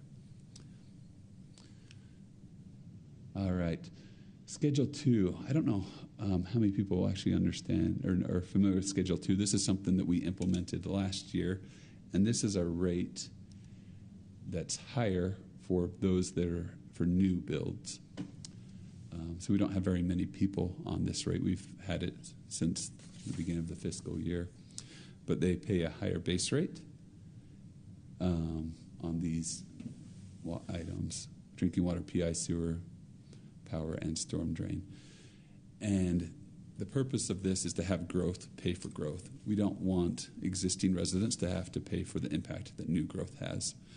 Impact fees help pay for that new growth, and this is another avenue to help growth pay for growth. So you can see so comparing Schedule 2 in this year to Schedule 2 in the next year, 35-cent increase on water and PI base rate. On the Schedule 2, nothing on the sewer base rate, and then 76 cents on power and $2.55 on the storm drain. This table above that shows the increased amount that the Schedule 2 utility customers pay to help them pay for their growth. Any questions or comments on this concept or rate? And this rate exists for 10 years. After a customer's been on it for 10 years, that they fall off onto the Schedule 1 rate, and their rates are reduced.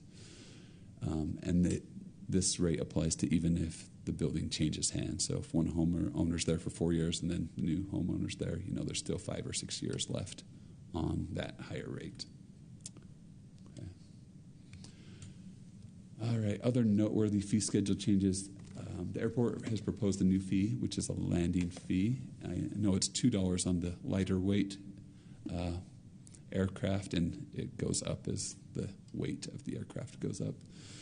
They've also proposed increasing the airport flowage fee from 8 cents to 15 cents, and then decreasing the Wings and Wheels adult ticket by $5, and also adding a new, cheaper teen ticket option, which wasn't there before. And then increasing the Festival of Lights tickets by $5 each, but then increasing the discount for advanced ticketing from $5 to $10, so that if you're getting that if you're buying your ticket in advance, there is no increase. And then all of the Fit City Center fees are new, and I'd encourage people to go to smashwork.gov/FitCityCenter or /FitCity to learn more about the facility and to view prices. And the Senior Center annual membership will be moving from $20 to $25 with the move to that new building. All right, and that is it for a minute, and then I'll be back. Thanks, Jordan. You didn't even get up one time to correct me. I'm just going to have a little bit of fun because we need it. If you look at the water base rate, I'm going to go to this slide. Yeah, this one. The proposed drinking water rate, $12.65, PI rate, $12.65, and the proposed water usage rate of $1.24 or 93 cents. Anybody, if I had like a jar of jelly beans, I'd ask you how many jelly beans were in here and we'd have a higher or lower. What do you suppose the rate for the base rate for drinking for PI water was in 2007? It's almost 20 years ago, right? $10. It was like free, $2. Anybody want to venture a guess? You're whispering. Higher? 10. Sorry. I'm not going to tell you higher or lower. Just got to give me a number. 14. It was 20 years ago. 14 something. 14 PI. I think it went down. Okay, it was 14, so it's gone down. You said 10. It's gone up from 10. What did you say? 15. 15, you gone down. Anybody else want to throw in? Defer to me. Anybody? You're like, Seth, it's 9:15. Let's be done. Yep. Thanks. I knew I could count on you. The PI base rate was $13.75. Just rounding. It's a rounding error. Isn't that crazy? Good job. The drinking water rate base rate was $10. The drinking rate was $1.27 per unit. So for the last 18 years or so, our water rates really haven't changed. And there have been some great things that have happened in our water system that we have done to take those dollars as far as we can. The reason that I bring that up, and I think it's worth highlighting in this setting, is there will be proposed increases in the water rates for the next couple of years to try to overcome some of what has been created in a little bit of a gap. Nothing astronomical, and you can see if you combine the two rates, we're not even to what the rate was for our residents 17 or 18 years ago. But you will see a proposed rate. Obviously, this year we proposed these rate increases, and we'll have a proposed. We've got a schedule of proposed increases for the next couple, just to catch up with some of the inflationary challenges that we're now experiencing there. Mayor, Council, any questions for any of the staff on anything that Jordan presented or anything that we've talked about over the last 3 or 4 months?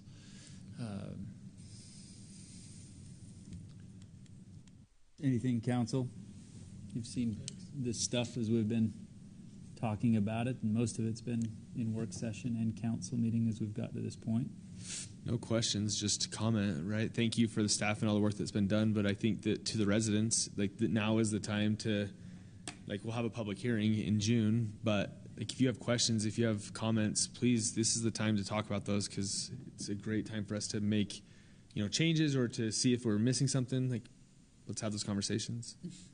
Yeah, to that point, Jordan certainly is available all the time. I'll put his cell phone on the website. Perfect. In all seriousness, no, we would love questions from residents. It's one of our, actually, we really appreciate that as questions may come in. So if there are questions, we certainly welcome them. To highlight the timeline, you take the next month to review.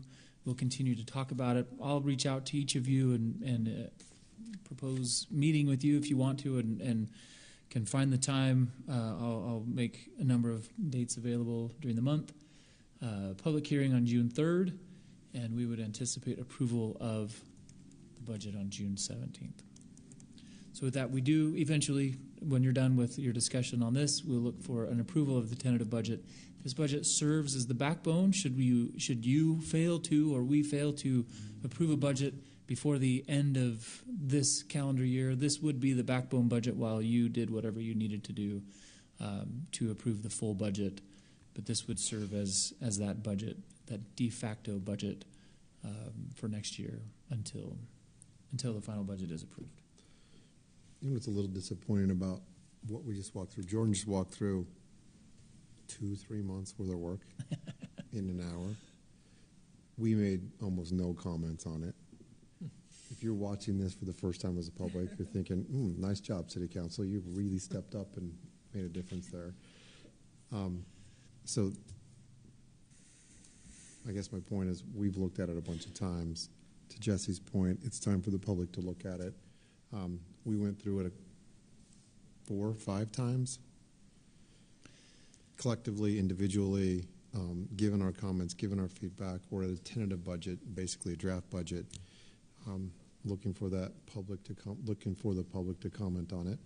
Don't think for a minute that we have not commented to staff on this. This is a culmination of that effort. So take that for what it's worth, but we have put our eyes on it multiple times in the last couple of months. Yeah, you have had work sessions on the budget that started back in December, and pretty much every work session, so every council meeting that you've had since December, including 2.5 days of work sessions, have been about the budget. So to your point, at this point, I think you've logged probably 20 hours, maybe 15 hours. Yeah, a lot of time.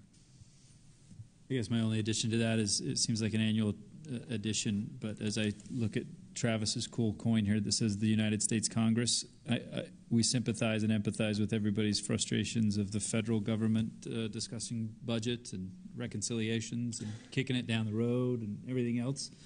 And again, just that reminder, municipalities don't and can't operate that way. We have to balance a budget, and we have to review it, and we talk about it often and then approve it on the fiscal year basis, which is a little bit different than some government entities too that do it on a calendar year. So that's why you're hearing us talk about it now to pass a final budget in July.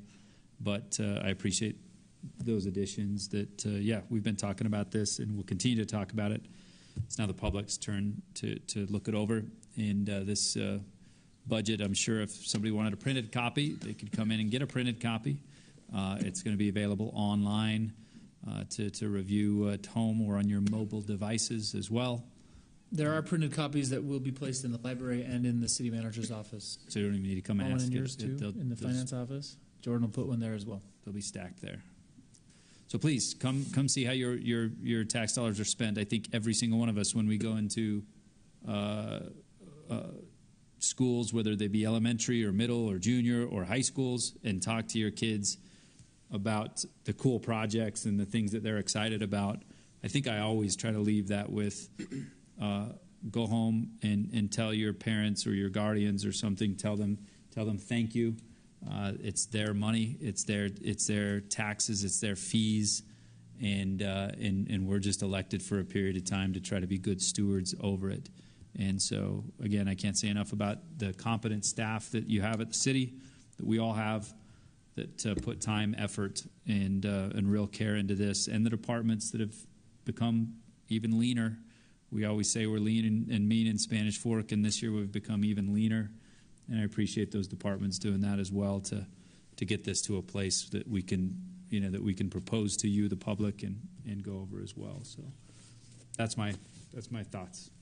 Council. I have a question. Is this what people will be looking at? The same thing you guys handed us? Or is it different? That is just the first 20 pages of the 140-page document. The budget has budget tables for each division in the cities. Okay. And then it has a fee schedule with all the fees as well. Well, I'm loving all the graphics. But, it's much more user-friendly. Carson did good work making budgets. The budget look good. Yeah, it looks really good. You don't like budgets? I don't like budgets. Who does? 140 pages. Right. 140 pages. Yeah. Get all 140 if you'd like. Let's print them front and back. Let's be economical. Okay. Council, if there's no other questions or comments, again, thank you, Council, for the discussion and working on this since January and February and working up to it now. Appreciate all of your involvement as well, and even Councilman Euler, who's not here tonight. We appreciate him, too. If there's no other questions, I'd entertain a motion. I move to approve the fiscal year 2026 tentative budget.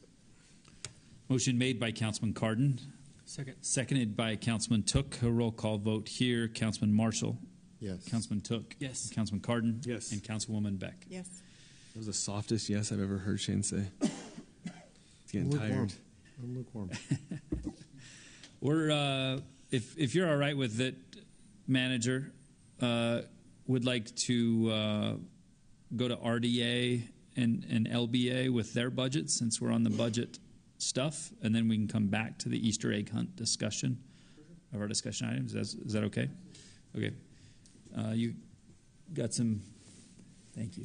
You got some stuff you want to bring up for the RDA and LBA? I think we have to adjourn to it first, right? Oh, yes, sorry. We do have to adjourn to the redevelopment agency. I would entertain a motion to do so. So moved.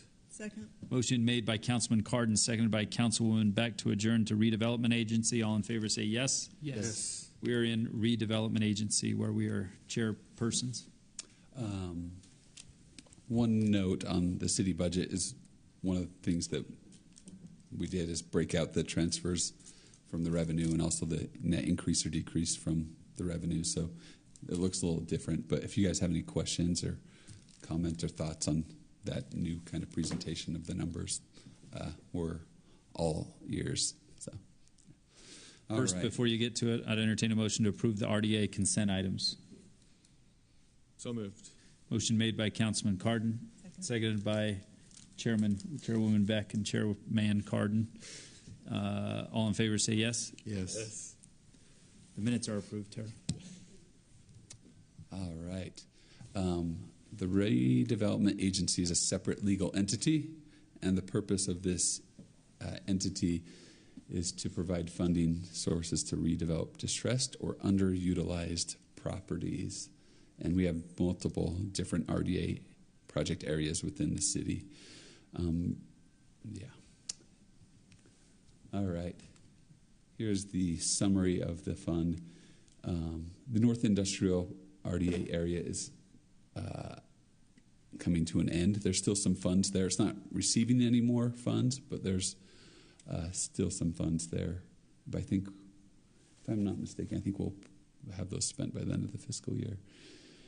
The Sierra Bonita Fund area is the Young Living expansion. That RDA was lasting 10 years, and it expires in 2 years.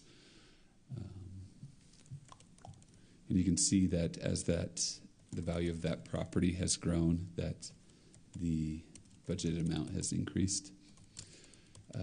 Corona is the name of the Canyon Creek RDA area. So we just made our first of 10 incentive payments to Target, and it was not quite as much as we thought it would be. So the budget is decreasing for next year because those incentives are performance-based. Yeah. Any questions on the RDA budget?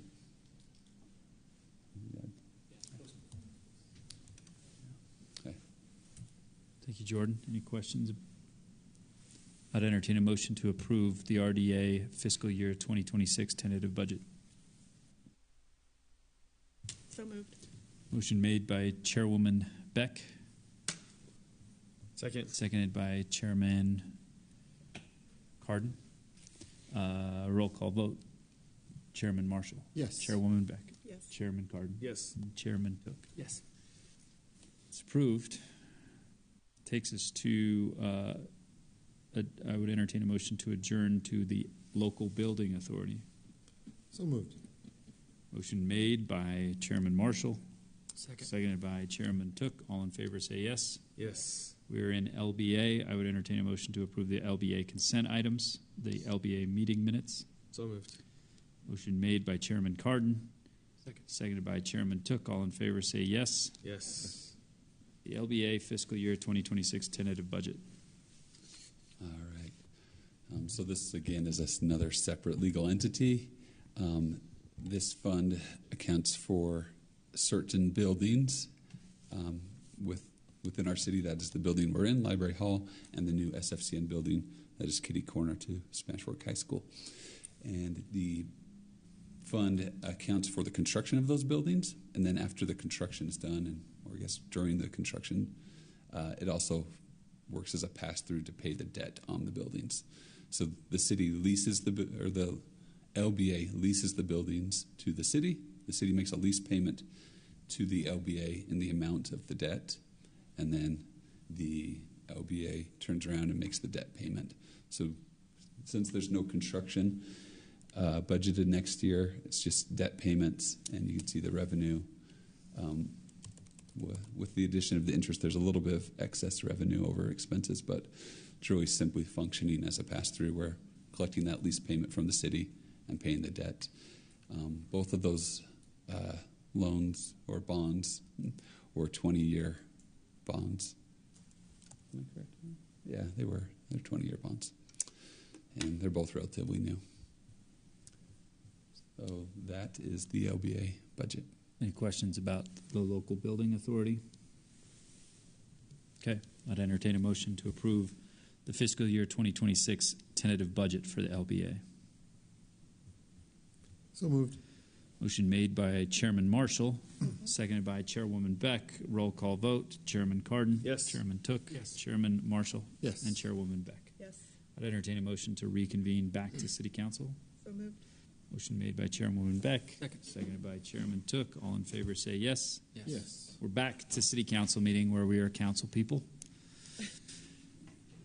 Easter egg hunt discussion. You know, when Wiring minds. I think the last time that, or one of the most recent times that Mayor Pro Tem Beck managed a meeting and we had some of these other ones, I feel like she just called you by your last name. She yells at us. Stopped. I think it went first last names, then it merged to first names. I mean, I got phone calls, texts, and emails about it. The decorum. The decorum of this body. Beck, yes. Carden! And it was a yell. They loved it. All right. Thanks. Last item for tonight, a discussion. I probably jointly share the microphone with Councilman Took as we discuss this. We don't necessarily need to discuss this for a long time here. There may be some direction that you want to give us that we can work through, but maybe short of it. And Landon, you want me to? I'll give a little bit, or do you want to? Go ahead. Okay. Start, yeah, and I'll chime in. So a couple of months ago, I believe the Chamber of Commerce has, in some discussions, has been discussing not hosting the Easter egg hunt in 2026. And in their discussions have suggested, and I believe even a motion was, let's let Spanish Fork City take it over. We haven't had any formal discussions about that here. We haven't made any formal directions here, and I apologize to Councilman Took for some pretty lame and probably incomplete thoughts that I had shared with him. So wanting to bring that back here and get some advice and maybe some direction from you. In order to do the Easter egg hunt, it's not that big of a deal in terms of the operation. We certainly have the resources to do it, but in talking with Councilman Took and some of you, felt like it might be more appropriate to have a conversation and maybe even a formal interaction with the chamber to discuss their plans or what they're doing, why, and how it may or may not interact with us. So the idea has been floated that they don't want to do it or can't do it. They have their reasons, and they certainly could share those. But in their meetings, which is they're not a public body, they've had those discussions, and for the reasons that they've indicated, can't do or have felt like they can't do the Easter egg hunt anymore. So, as a city, we have a relationship with the chamber where we contribute $7,500? $7,500 to the chamber. In part, imagine that $7,500 is because there are things that they do community-minded. We have an MOU that we've historically had with them. We used to have a contract years ago that kind of shifted to an MOU. In that, the MOU cited, because you do a community Easter egg hunt, because you do a community farmers market parade, community farmers market, we're going to give you this much money to help with your operations, and it's kind of you're investing in the community. We'll invest in you. I think it's worth having a conversation about if that equation changes. Does the other side of the equation need to change as well? And do we have the ability, the desire, and how do we want to, if we do the Easter egg hunt, how do we want to go about doing that? We could look at the Parks and Rec Department and say, figure it out. We can create some other committee. I know the Easter egg hunt. I've been with the city for almost 21 years. The city's not ever owned or managed the Easter egg hunt in that time frame. And so my experience is that the chambers run it, but there have been some pretty staple individuals, and maybe they'd want to get back into the mix. Maybe there are other individuals that would like to put on a community event and try to keep it going. So that's kind of a seed. Add any color that you want. Yeah, thank you, City Manager Perrins. I appreciate it. Yeah, really laid out well as far as what's going on and the landscape of the situation with the Chamber of Commerce. Just so we're all on the same page. In meetings, because I attend their meetings and communications with them in recent months, verbally, they asked if we could, if the city would like to take on the Easter egg hunt, and I communicated that with the city council and the mayor, and we decided, well, on some level, verbally, we could do it. We would do it. So that's what I conveyed back to them. But yes, nothing else has been discussed in detail, and so I'm glad we're talking about it now, and I hope we can have a good conversation about what's best for the city and for the chamber, and hopefully in keeping a good relationship with them and them with us.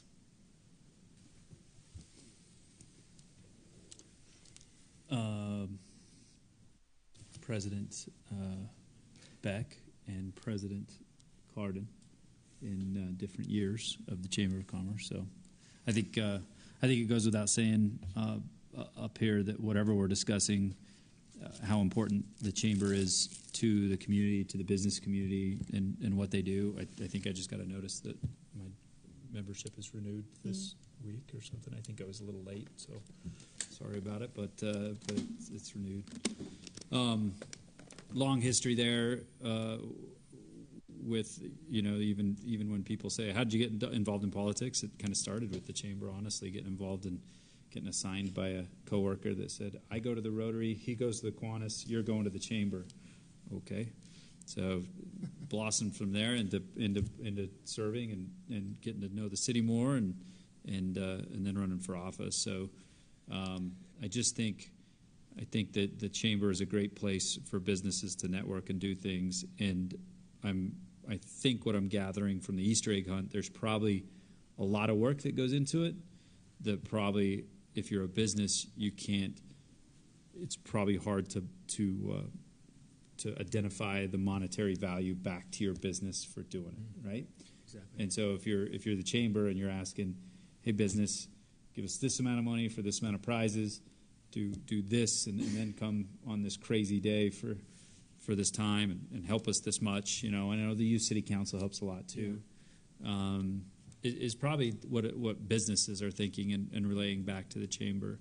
However, my response to Landon when it's like, or Councilman Took, when it's like, well, chamber wants to see if we want to take it. Well, I would say the Easter egg hunt in Spanish Fork is going to happen, and whether it's the Chamber of Commerce that wants to do it, whether it's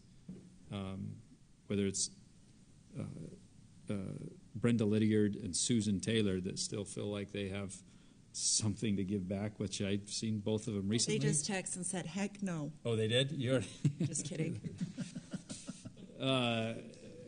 But even getting a group of people, those two women alone probably worked like an army of 25 Right. could. So if you round up 25 people that have all asked us at some point or the other, how do I get involved in the community?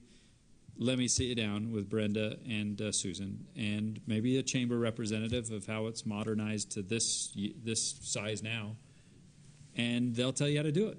And then those 25 people go do it. And yes, I think there's a fiscal note to that of here's what you guys get to spend on the Easter egg hunt. You're not going to go spend your own money on the plastic and the things that go in it and the little prizes that all those kids were stoked a week ago to have. So if it's not a monetary gain, which I understand for businesses that are part of the chamber, it's still got to be something, in my view, that I think we put on for our community and just find the place to do it and probably expend the similar amount of funds. Maybe it's not, $7,000, but it's $5,000 or something. I don't know. And to that note, Mayor, I'd be willing to help with that, like help organize, help get people, and help with the city side I second of it. that. So. That you'll help. That Jesse. Shane and I. That as a help. Having chairman, he's the assistant chair, the vice chair. Having done it probably the most recent of the three of us, right? And the modern size. Sorry. Shouldn't have said that. So I wasn't calling them old, but now I am. Can I summarize this in my head? We have a public-private partnership with the chamber and the city to put on an Easter egg hunt. We're partners with them. Our partnership was a monetary contribution to their organization. Yes? Probably. I haven't been able to chase back to the details. Susan and Brenda might be in our heads today. That's where we're at. The chamber is no longer able or willing, and so we're looking for another public partnership to help us out to continue this event. Yeah, basically, is that where we're at?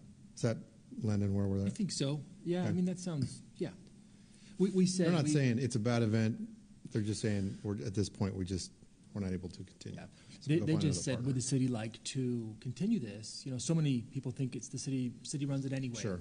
But, and so we discussed and I conveyed back to them the answer, which was, yes, the city will keep this going. But I mean, that's what we're talking now. And I guess from that side, Dale, what would you charge? What do you charge down at the ball fields to rent that many ball fields? And I know it's for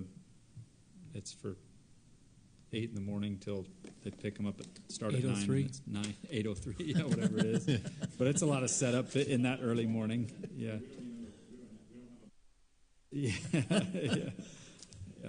But there's a rental facility, rental thing that we haven't went into because that's our piece of it too, right? So if some business says, yeah, $5,000, I'm going to call it my business and I'm going to do it, right?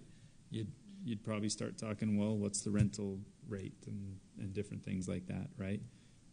But But not if we're putting it on. Not right, if we're no, partners but again. our right? name has been associated with it, right? The city brand has been associated with it. We have, we're there. The U City Council's there. The royalties there. So, I mean, it's certainly absolutely. I thank the chamber for being the headline sponsor of this and doing the big lift that it takes, because it's a big lift to put that on. Don't for sure, right? I can't believe Jesse signed up just that quickly, and then I opened my stupid mouth. But it's so I think it's first step should be: is there another private entity that wants to join forces with Spanish Fork City and put on what could be a great event? What is currently a great event? We're open.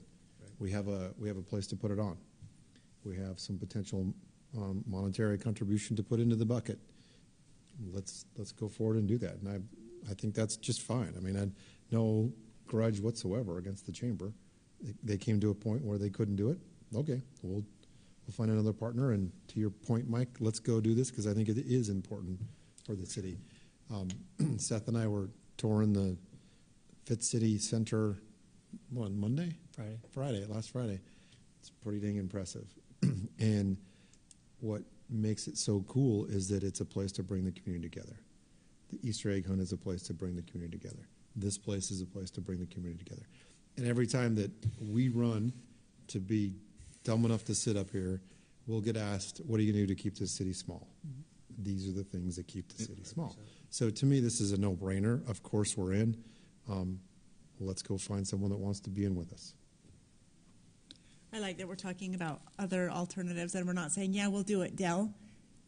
You're doing it. Because quite frankly, this is the busiest time of year for Parks and Rec, and I don't want to just say, hey, we decided you're doing it. So I hope that you're listening, that we're not saying you're doing it, that Jesse and Shane are doing it, or they're going to find a business.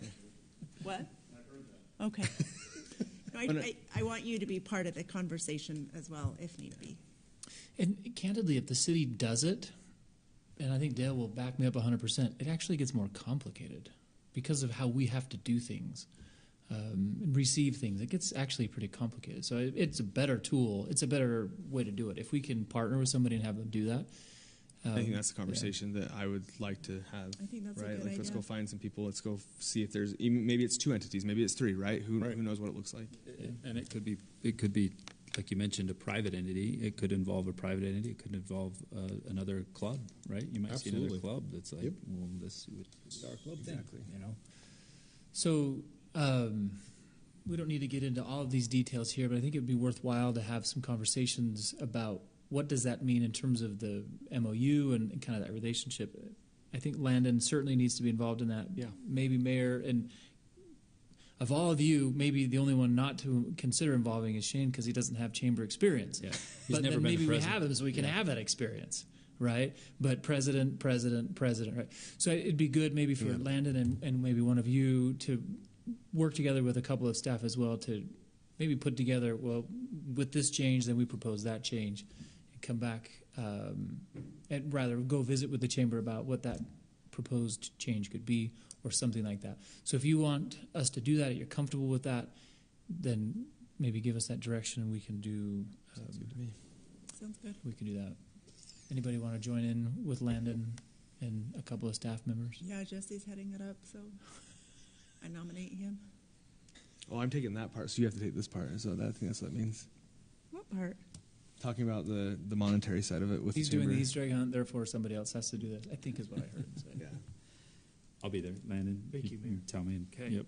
Yeah, I can be there if Probably with just 2. I don't think we need more. Yeah. But with those 2, if anyone wants to jump in, then we can take them. But sounds like Stacy really wants to be there. I'm happy to be. okay. So what I heard, you're comfortable taking it.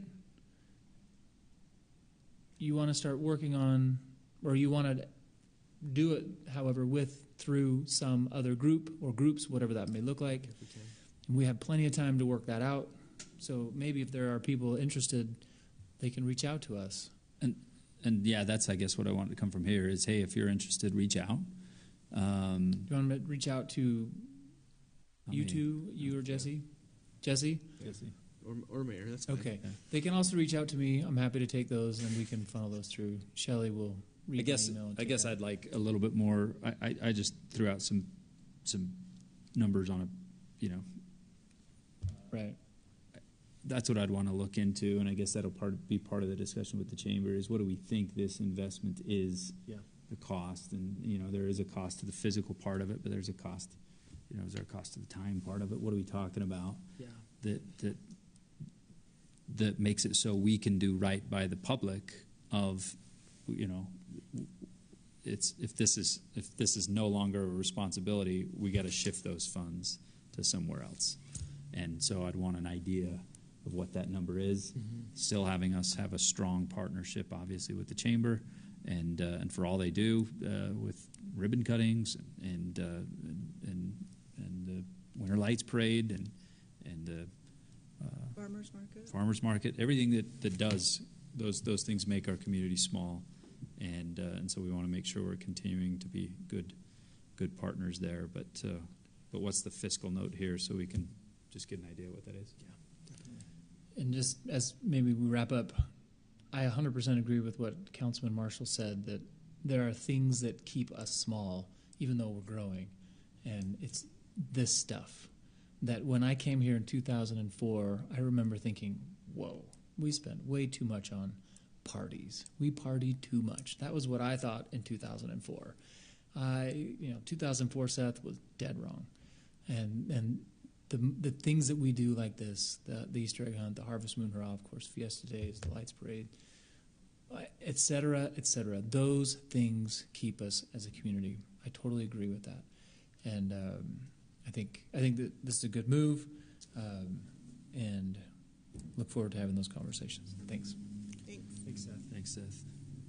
Okay, if there's anything else, council, that needs to come before this body? If not, I entertain a motion to adjourn to closed session. I move to adjourn to closed session to discuss the purchase, exchange, or lease of real property, and strategy sessions to discuss pending or reasonably imminent litigation in the Explorer Room. Motion made by Councilman Cardin. Seconded by Councilman Took. A roll call vote. Councilman Took. Yes. Councilman Cardin. Yes. Councilwoman Beck. Yes. And Councilman Marshall. Yes. We're adjourned. Thank you, everybody, for joining us. Appreciate you being here.